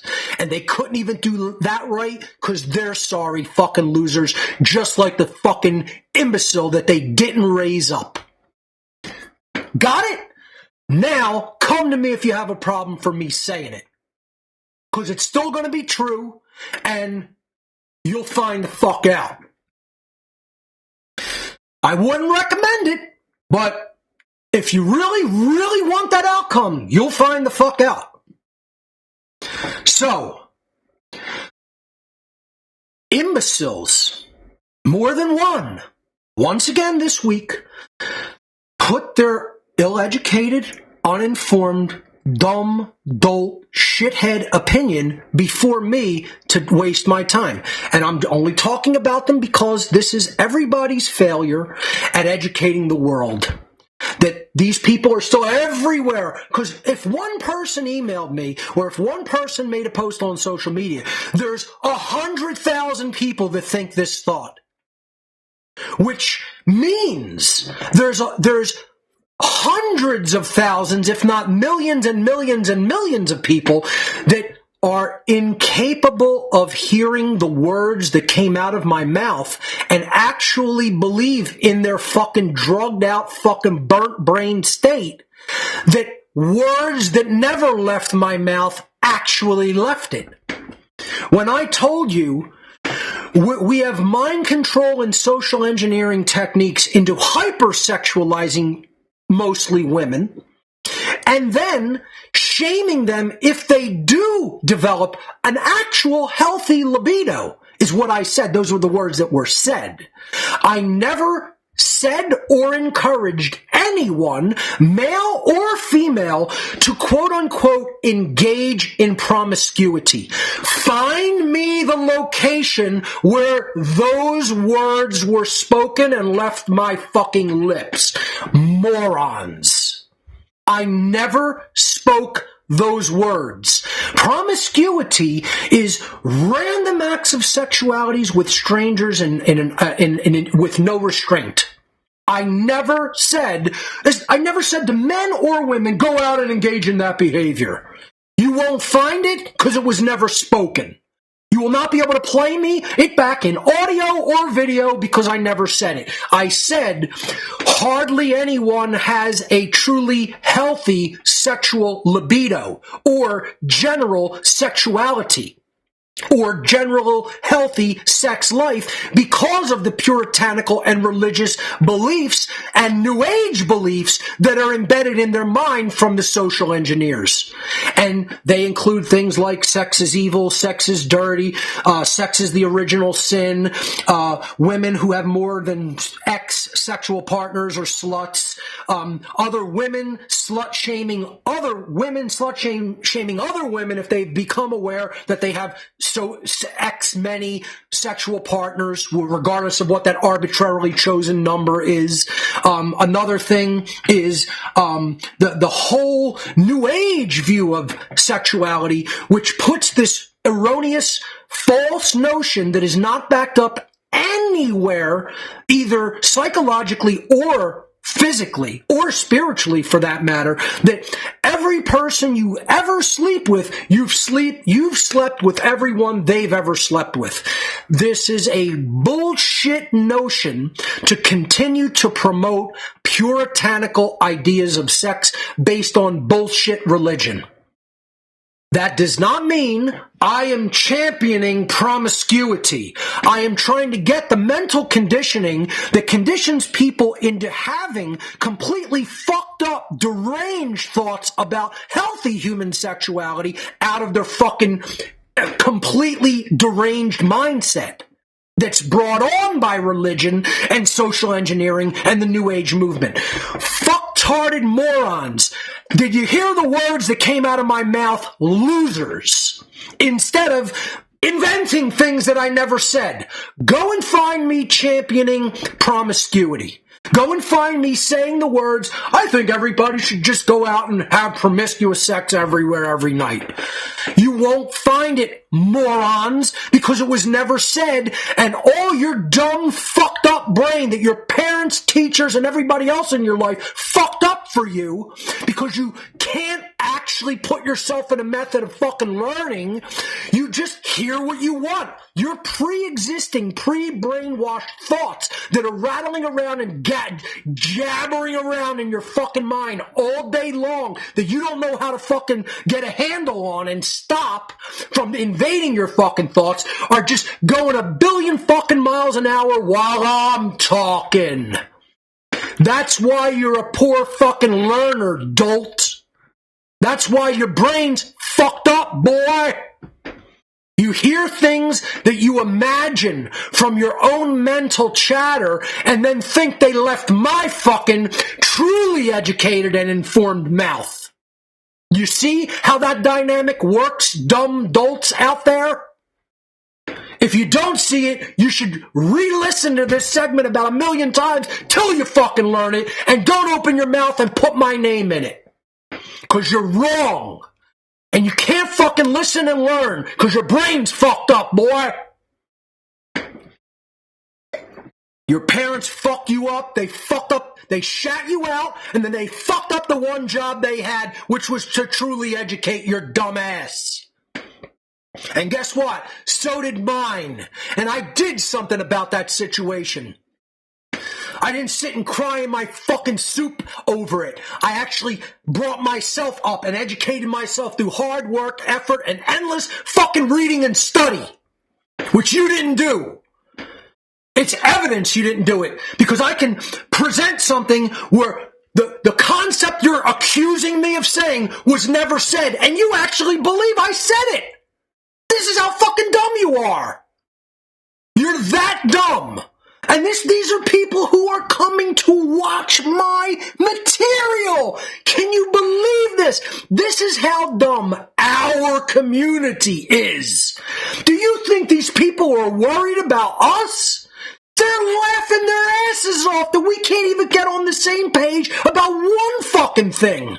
Let alone all we need to get on the same page about to conquer tyranny. But we have an expert in the field. folks, and here he is, Mr. Wiggum, who's going to tell us endlessly, we're winning. There's Mr. Wiggum on the podium telling you we're winning. We're winning. We got this in hand, man. We got smart, driven, educated motherfuckers that know everything they need to know. They can hear things. They can learn them. They know exactly what's been said. They can repeat it back. They can teach it in their sleep. Yeah, we got all those people, and we're winning the war for freedom. Didn't you hear? You didn't get the fucking memo? Somebody's like in Office Space. Let's get like 8 guys and send you the same fucking email memo. You didn't get the memo that we're winning? Man, I'll tell you, you must be having a case of the Mondays. You're having a case of the Wiggums is what you're having.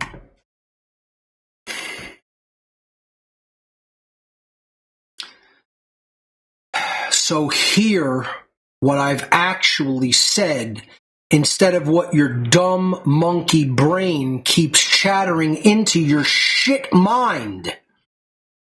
I didn't say engage in endless promiscuity. I said because of the social engineering and conditioning techniques and religious bullshit and new age bullshit, we have a society that is obsessed with the idea of sex and has no actual healthy sexuality and libido.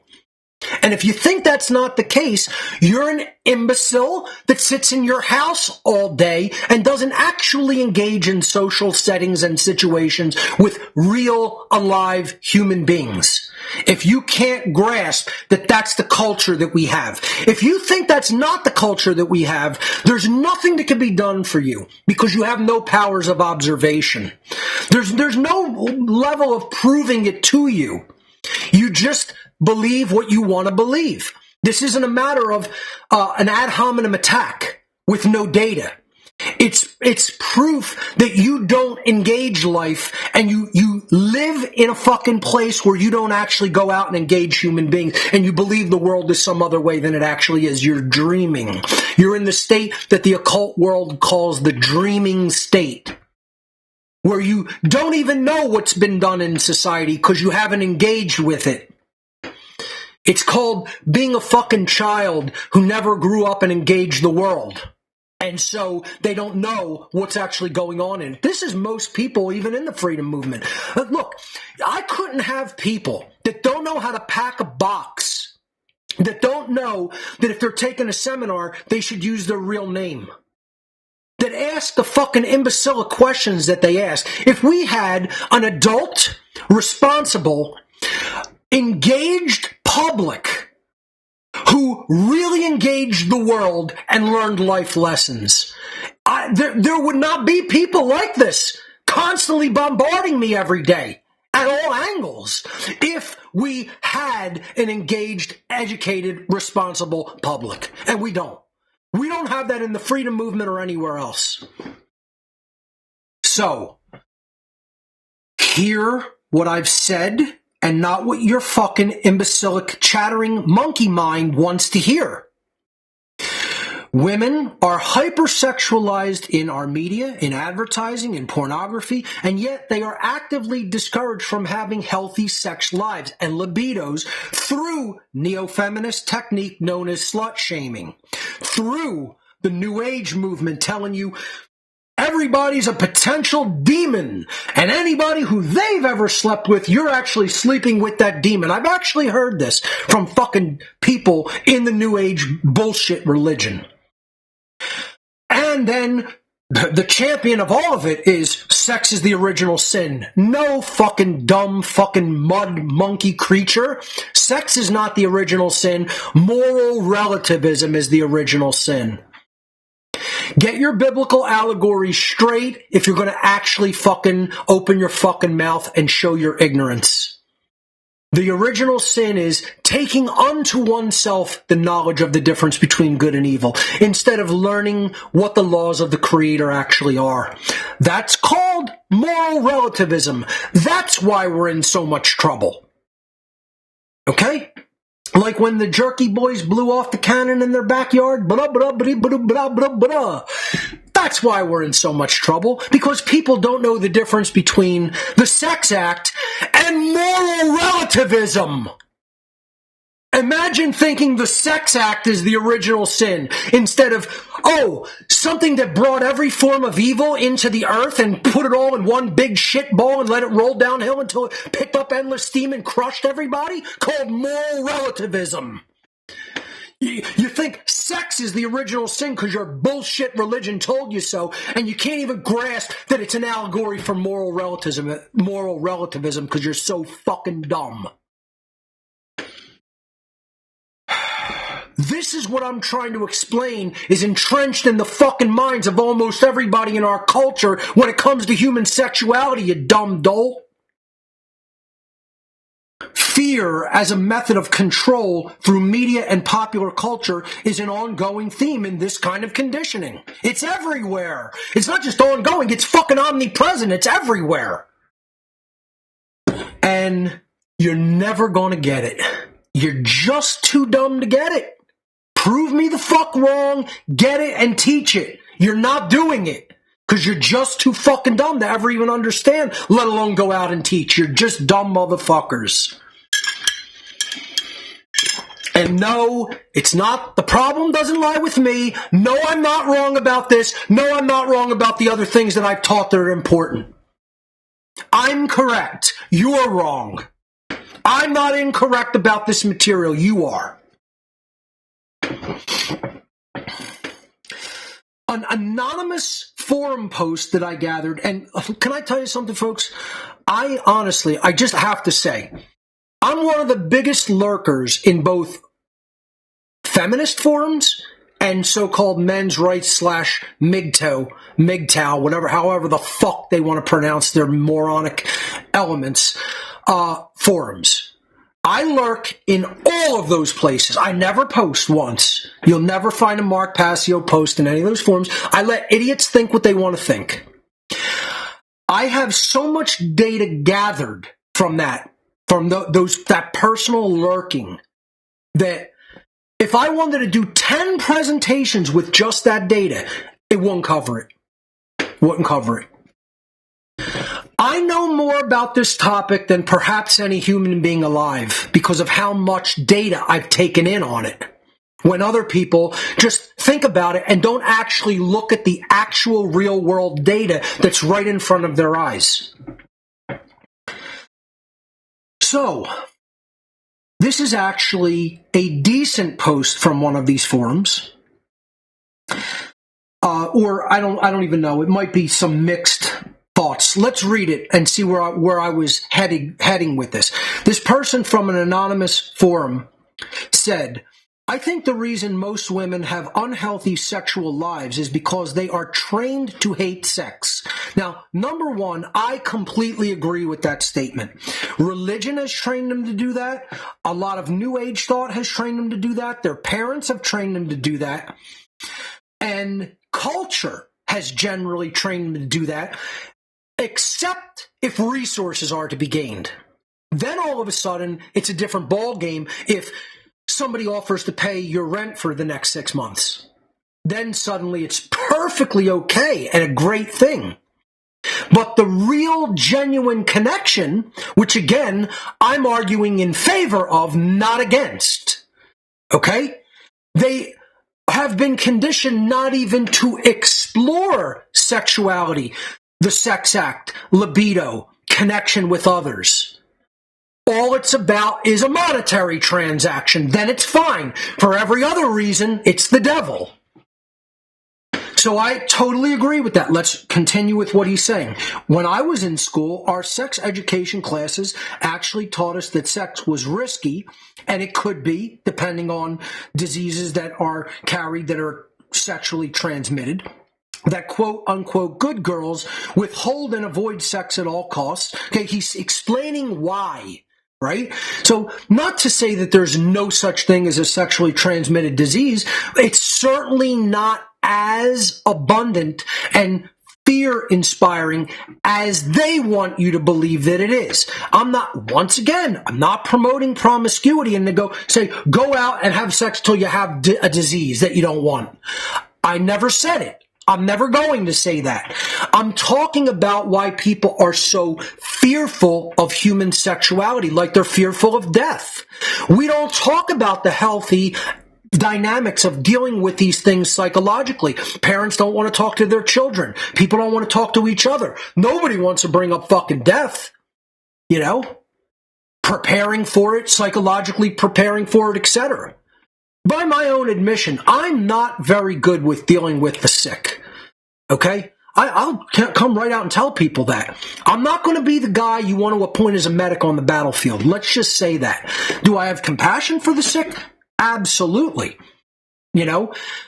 However, being a doctor would not be my calling, folks. Being a person who actually deals with the sick, a doctor or a nurse or a true person in that dynamic, whether we're talking about in or out of this, quote, medical system, I'm probably not the guy that you want on that job. By my own admission, I'll tell you the truth about my strengths and weaknesses. I'm not embarrassed. I'll talk about anything people want to talk about when it comes to me. I know I'm not perfect. I try to do the best job that I can. I know where my strengths are. I know where my weaknesses are. I know what I'm best suited to do to move the ball down the field. I'm a warrior and a truth seeker and teller. I'm not somebody that should sit back and fucking take care of the wounded on the battlefield. That's definitely not what you want to put me in charge of, because I'd gum that up, okay? By my own admission. What I'm talking about here is, what do we have to do to even recognize what a healthy mentality is? We don't even talk about it, and we think we're going to develop some kind of fucking healthy psychology regarding it? When this is what's beaten into fucking young children's heads from the minute they're out of the womb, then they go into school, they get it 10 times worse. They go into a fucking church, they get it 100 times worse. They go into the New Age movement, they're taught total fucking nonsense. It becomes 1,000 times worse. What this person is saying is, he's explaining why it is this way. What fucked it up? These are all the social engineering methodologies that fucked up a healthy libido in most human beings. When I was in school, our sex education classes actually taught us that sex was risky, that, quote, good girls withhold and avoid sex at all costs, and that men only want to use women for sex, and therefore we should be suspicious of all sexual interest, that sex will hurt, etc., etc., etc. This is still what's taught. This is what's taught in the home. This is what's taught in the schools. This is what's taught in the fucking churches. This is what's taught in the New Age movement. Not all of them, but to a large extent, this is still true. This is why people have a completely deranged mentality when it comes to human sexuality and libido. And guess what? It's mostly guys. It's even more embedded in the man's mind than it is the woman. I'm telling you, most guys are 100% obsessed. Freudian slip there. 100% obsessed with how many past partners women have had sexually. As if that's going to somehow, completely override the dynamic of, do they know the difference between right and wrong? How are they engaged? What are they doing? What's their drive to educate their fellow men and women? No. How many people did you ever have sex with? Oh, more than 5? I'm out. I actually hear this. This is all over men's forums because this is all religious bullshit. Once again, if you translate that to me saying women should go out and randomly have sex with random strangers indiscriminately, you're a moron. You haven't actually heard the words I'm saying.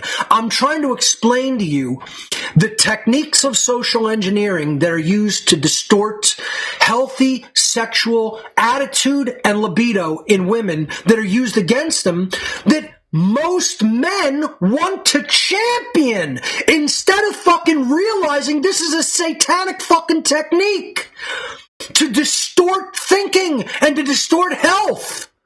And you don't get it. Because you're fucking dumber than the people who are being conditioned. This is who I've gotten this blowback from men. More. I actually have him on video. Here he is on video. trying to say that women should just have 1,000 sexual partners before the age of 21. And my religious text told me that that's the devil. And you're just championing women's promiscuity and trying to say they should become prostitutes and whores. This is the fucking level of morality that I get thrust in my face every week after doing a show. This is it. You imagine you don't see any of that lazy fucks out in fucking internet land watching this as an intellectual curiosity instead of helping me deprogram motherfuckers. And you're seeing that like this isn't supposed to be funny. It's supposed to be how much of a joke humans are. You're a fucking bag of shit joke that can't even hear what's being said because your mind's so fucked up and distorted because of all the people you hung around and listened to in your miserable fucking shit existence. And this is a cry for help on my fucking part to get up off your lazy fucking asses and get people to fucking rearrange their fucking thought process so they can actually hear what's being said. And you guys aren't doing it and you're not fucking helping because you're just fucking lazy and you want your life to do what you fucking enjoy instead of taking part in this effort. That's why you're gonna fail and your children are gonna get fucking eaten. And that's what they'll deserve, and that's what you'll deserve, and I hope you watch them get eaten. That's what I fucking hope. That's my wish for anybody not helping. You should watch your children get fucking eaten alive.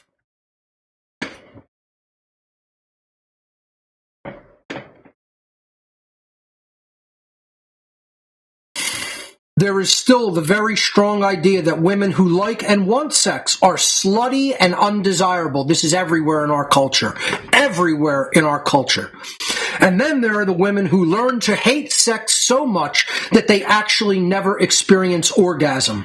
Meaning that even when they do have sex, they do not enjoy it, and so they eventually avoid it altogether. Absolutely. And let me tell you something. This is such a significant portion of women in our entire civilization. It's so much more than you think or believe that it is the real number is approximately just slightly less than 50%. Slightly less than 1 in 2 women cannot even enjoy the sex act to the point where they actually achieve orgasm. That is tragedy. That's what religion does. That's what the New Age movement does. That's what social engineering does. That's what other women who slut shame women do. And you think that's healthy sex? Then you want to wonder why your health is ruined. You want to wonder why your health is ruined? If I show you the list of fucking responses in the body that get improved and become healthier with a healthy sex life, you would not even believe how much damage this caused by people going asexual. This is a health crisis. This is a gigantic part of a health crisis. And then you'll hear people say, Mark wants the population to explode. Who said have unprotected sex? Who said have indiscriminate sex and just make children rampantly everywhere and let's explode the population of fucking dumb people? You think I'm going to champion that? If you don't understand that in the modern day there's a million fucking methods of preventing a child from being born, not going out and having an abortion, because if you're not responsible enough to take measures not to have a fucking child, why are you having sex? This is what people do. They'll have sex unprotected, then go get an abortion. And I'm not championing that either. I think abortion is immoral and morally wrong. People don't hear. I hear other people, Mark, you said consensual sex between partners is okay. What about children? Do you think I'm teaching fucking morality? Do you think because I left the word, it's gotta be between 2 consenting adults, that I may have not mentioned that one time out of 1,000, that I think, go ahead and have sex with children. Are you fucking retarded? You're fucking retarded. Nobody smacked you in the fucking mouth and told you were retarded enough times. That's the problem. That's the problem. People not doing that to the retarded. And I'm not talking about them really retarded. I'm talking about people who are so fucking dumb they act like they're fucking retarded. Of course, sexuality and the sex act has to be between fucking consenting adults. And don't bring children into it. That's why I'm fine with people being gay. I'm fine with people being lesbian. I'm fine with people being transsexual. I don't care about what your sexual orientation or preferences are. Do it between two consenting adults. Don't rape. Don't involve children. It's not that fucking hard. Fucking people that want to fucking rape. How is that attractive? Somebody not wanting you to be with them and you want to fucking rape them. And then people would say that person doesn't deserve to get put in the fucking ground. How hard is it to just leave fucking children out of fucking sexual activity? And then people want to say pedophiles don't belong in the fucking ground. Please. Like I've said a million times, when people get rapey, the people who they rape should get shooty, or who they attempt to rape. When they involve children with it, and they want to be pedos, then they should fucking, other people should get shooty and put them in the fucking ground. It's not that difficult. These are not sexual orientations, they're crimes.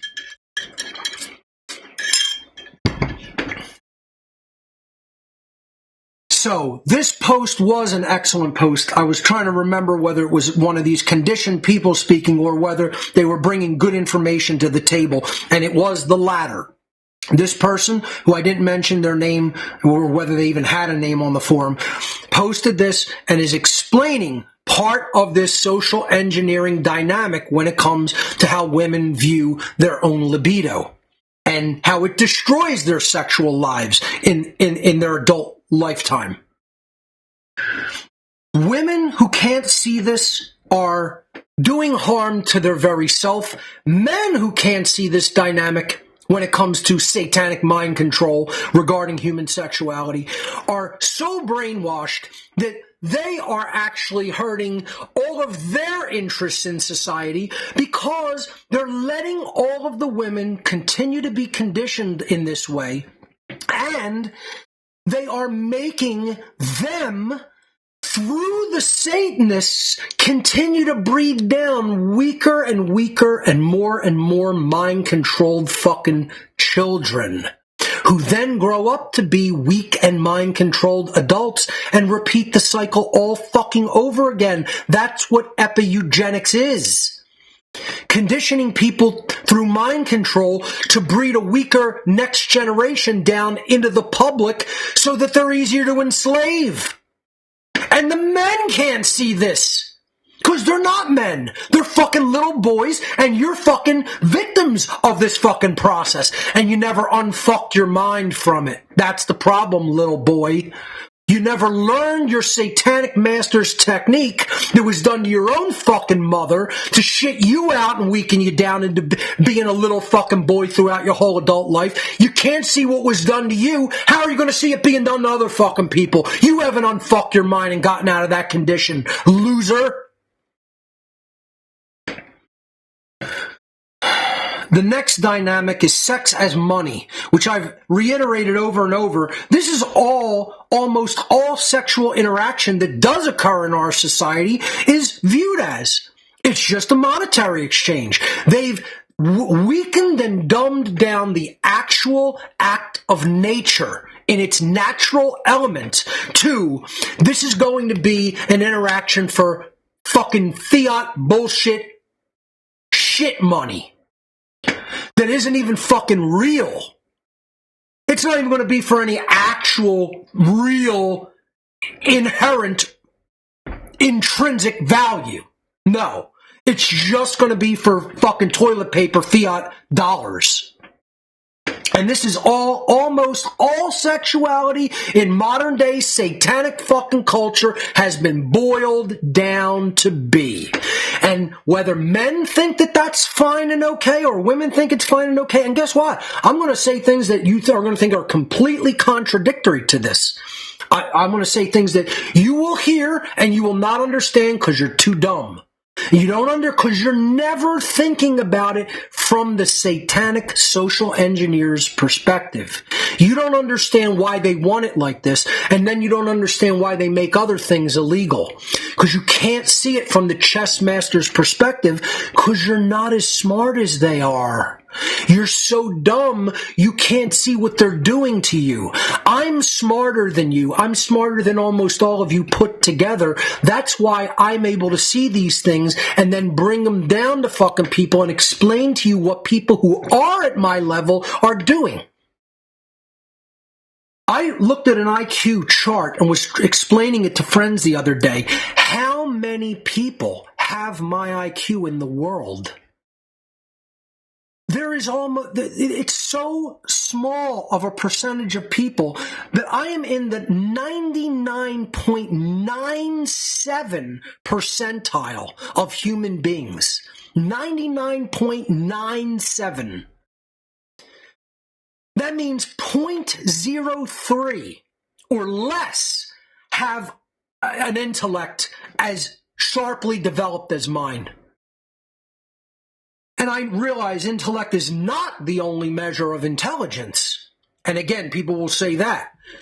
Mark's trying to say IQ is the measure of intelligence. No, I specifically told you it's the measure of intellect, of being able to see from a pattern-based perspective, intelligence that involves heart-based intelligence and creativity.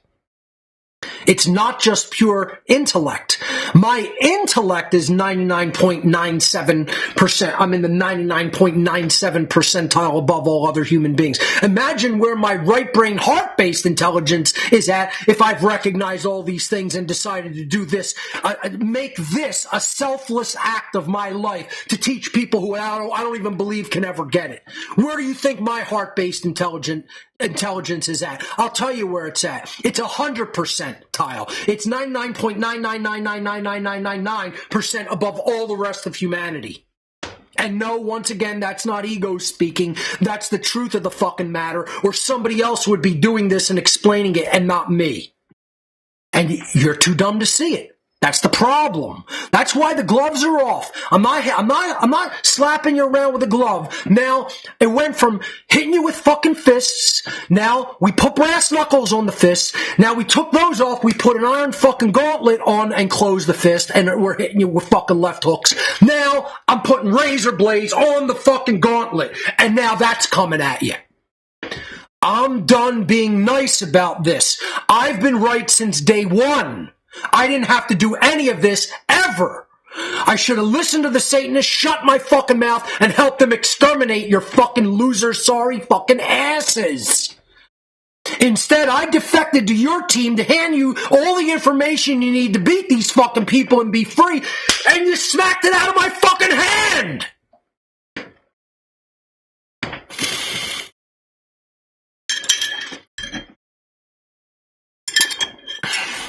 Why are you so angry, Mark? Fucking morons. Yeah, why are you so angry? Here's what you are, and that's why I'm so angry. The very asker of that question. Here he is. Here, you ready? Here he goes. Let's bring Bobo out.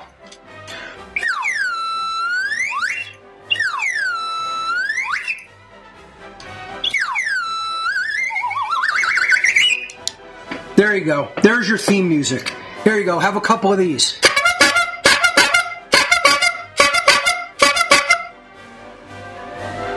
Yeah. There you go. Why are you so angry? Can't you take it easy on people? I took it easy on you for fucking 17 fucking years. Took it easy on you for about 15 out of the 17 fucking years. I'm done. I'm going to have a beer in the last half hour of the show from now on.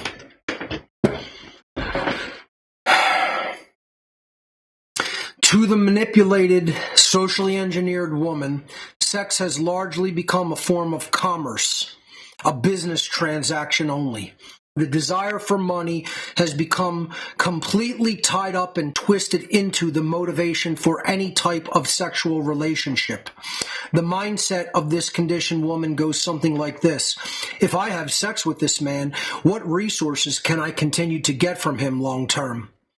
Men chase so hard after money for this very reason. That's why most of them do immoral fucking jobs. Don't you see the connection between the woman's desire for resources and the man's desire to continue to do immoral fucking jobs for a paycheck like the fucking rat fucking immoral order follower that he is? You don't get it. Too fucking dumb to understand. That's the problem. Men chase so hard after money for this very reason, to attract women who want money. Both genders still continue to prop up money as the most powerful religious belief system on this fucking shitball of a planet. And you can't get idiots to see it. It's just nature, Mark. That's just the traditional rules. The woman wants to be safe and have the resources at her disposal that she'll need to raise a child, while the man's the provider. Provider of what? A fucking piece of toilet paper that ain't gonna fucking save your ass in any fucking situation unless you actually have real world fucking survival skills? You think these fucking jerk-offs have any survival skills? What's the woman gonna do when she gets a guy with a lot of money who can't fucking keep her safe when somebody's shooting at them?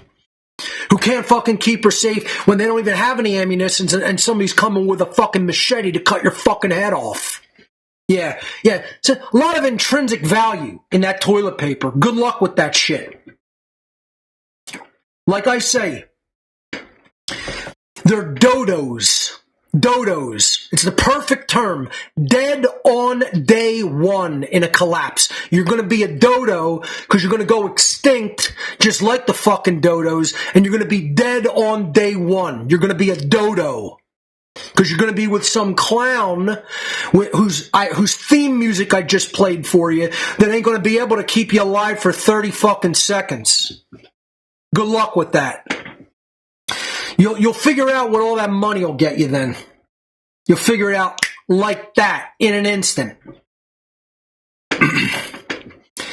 A great deal of socially engineered women have come to generally accept that sex, from a man's point of view, is just the same whether it is part of an intimate relationship or he is paying a call girl or prostitute for it. Believing that since the biological act is the same, that they carry an equal value in a man's mind. That's a very complex dynamic for people to understand because they've never even considered it. People don't, and here's what I'm going to say that is going to seem contradictory. The main reason certainly in Western culture, but pretty much all over the world, that this attitude regarding sex as money continues is for one reason and one reason only. And I'm going to hit you with a nuclear bomb in the last 15 minutes of this show. So get ready, because most people do not understand this concept. And they're going to fight and argue and fight and argue, and you're never just going to be able to see it from a common sense perspective of how the satanic state does what they do to put people into a frenzy of fucking competition and fighting and fucking fighting each other and bringing each other the fuck down and making each other fucking dumber, making each other more unhealthy, and never, ever, ever once going after them or realizing even what they're doing psychologically to people, because you're just too fucking dumb to get it. What makes this go away entirely is the legalization of prostitution. Because then sex as money in a true dynamic interpersonal relationship goes away. Because if a man can go and safely have sex with a prostitute for his resources, how is a woman coming in and conditioning a man to do what she wants him to do or be like how she wants him to be and say, give me your resources? The guy would laugh at that situation. And sex for his resources that has nothing to do with an interpersonal relationship would be readily and abundantly available. most women's poor behavior toward men would go away instantaneously, and they would have to actually bring something inherently valuable to the table in an actual relationship. If prostitution is legal, that would happen overnight in the snap of a fingers. I'm correct about that dynamic, and if you see it any other way, you're satanically conditioned.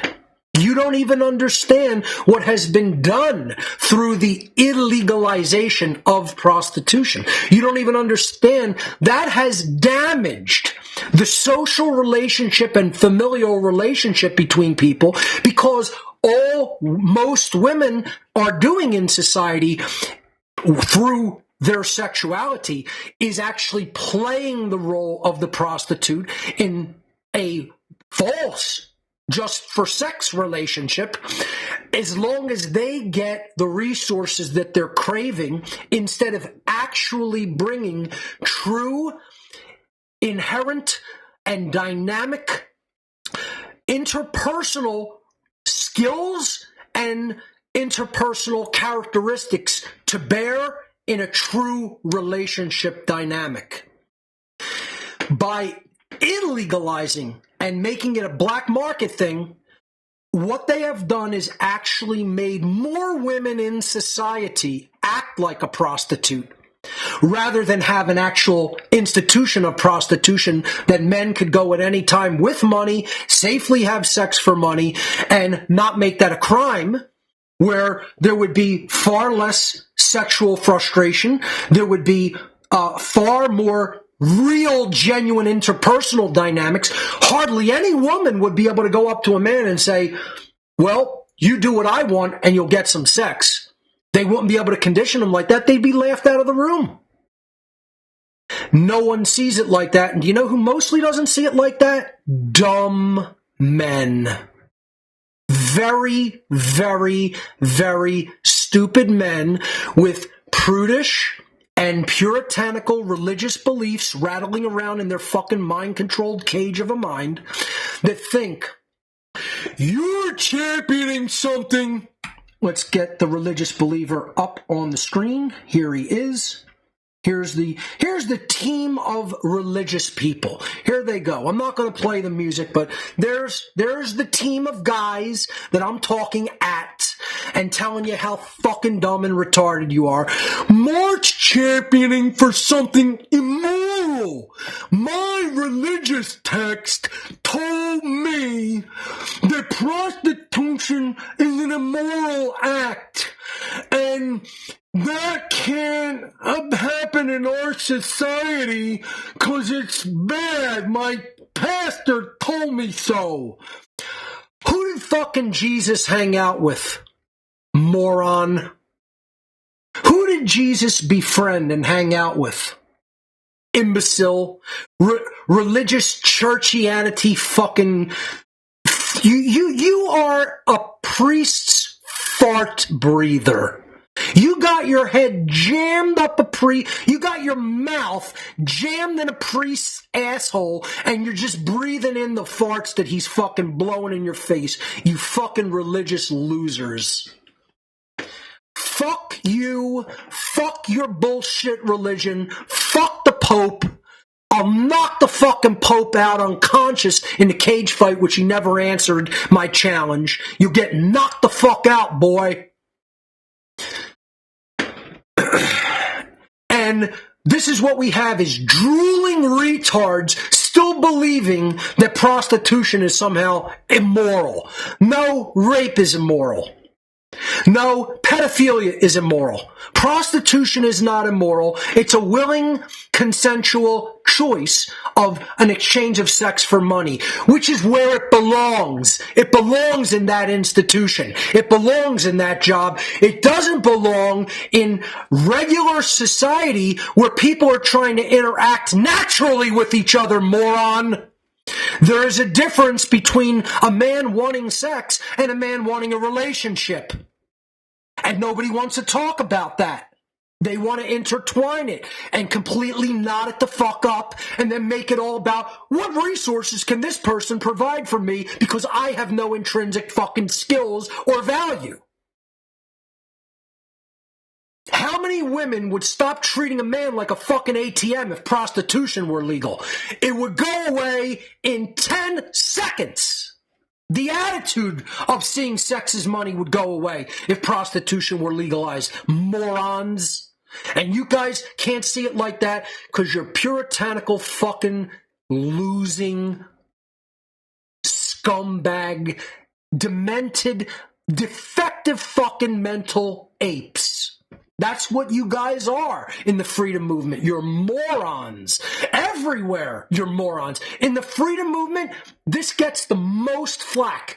I'm telling you right now, any flack that I get on this, on social media, on email, you're banned, you're blocked. I don't want to hear it. I'm not interested in your bullshit, uninformed opinion when I just laid out the exact social engineering that goes to women and all throughout fucking society, treating your dumb monkey ass as an ATM.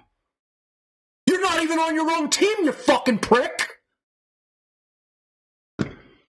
You can't see how the social engineers set it up to be that way and pushed women into acting like fucking prostitutes. Let prostitutes be prostitutes. Let women be women.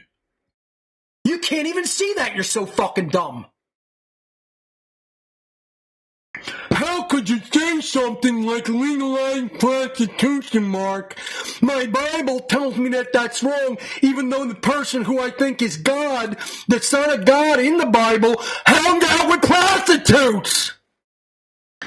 You're a fucking mouth-breathing, drooling fucking loser retard. And your religion is even more retarded than that. And nobody will tell you just like that. Fuck you and your religion, you moron. You ain't even on your own fucking side. That's how dumb you are. You're so retarded. The Satanists inverted everything in society. They'll remove being able to just say, I want the sex act for an exchange of money, and they've got all the women playing the role of a fucking prostitute on your fucking sorry ass. That's why I said last week, could you imagine me being fucking psychologically manipulated by a woman trying to play me for resources? You would get laughed so hard out of the room that you might get physically hurt from the laughter. I would laugh at you so hard, you might fall over and get hurt. I'd have to watch at how hard I'd laugh at you. I'd be laughing so hard, I'd be choking far worse than I am right now because a little bit of my energy drink went down the wrong fucking pipe. Wash that down with a sip of beer, take care of it. This is how dumb all you fucking moronic men are. That you've totally fucking, for your puritanical bullshit religious reasons, you've totally bought into the fucking social engineering of the neo-feminist fucking Epi-Eugenics agenda. And now they got fucking women who are actually prostitutes all over fucking society. And then playing the role of the prostitute to get in a legitimate relationship. Could you imagine that? And you guys are so fucking pussy fucking chasing that you're willing to fall for it and let the relationship be that. That's how dumb you are. You fucking dumb mud apes. You're dumb mud creatures. You're not even a human being. You're so stupid. And then I know jerk-offs are going to want to tell me I'm wrong about this dynamic. You're a fucking moron. You can't see your fucking satanic overlord's chess move because you haven't shown up at the checkerboard because you're a little shit baby in fucking diapers that doesn't understand what's being done in your fucking whole culture. You moron. We could never legalize prostitution. We could never legalize substances. There are masters that get to tell us what we do with our body. fucking morons. I'm trying to delineate between the sexual dynamic in a genuine relationship, which matters, versus the sexual dynamic in an exchange that doesn't matter. It's fulfilling a biological need, and there isn't emotional attachment involved in that. Versus in a real, genuine, familial dynamic, it should matter. And guess what? Our society is so fucking unhealthy and twisted up with all kind of fucking nonsensical beliefs growing out of bullshit religion, bullshit statism, bullshit new ageism, that there is no healthy aspect, there's no healthy libido and dynamic in any of these kinds of relationships, whether it's for fucking money, whether it's just an exchange, whether it's fucking in a real relationship or not. You don't know what health is. You don't know what fucking something being in its proper natural aspect is. That's how fucking dumb you people are.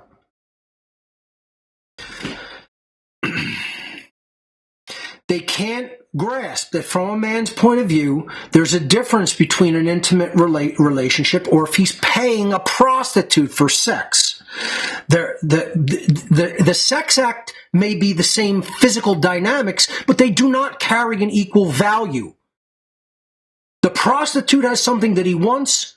Why not just exchange money for it like a business transaction?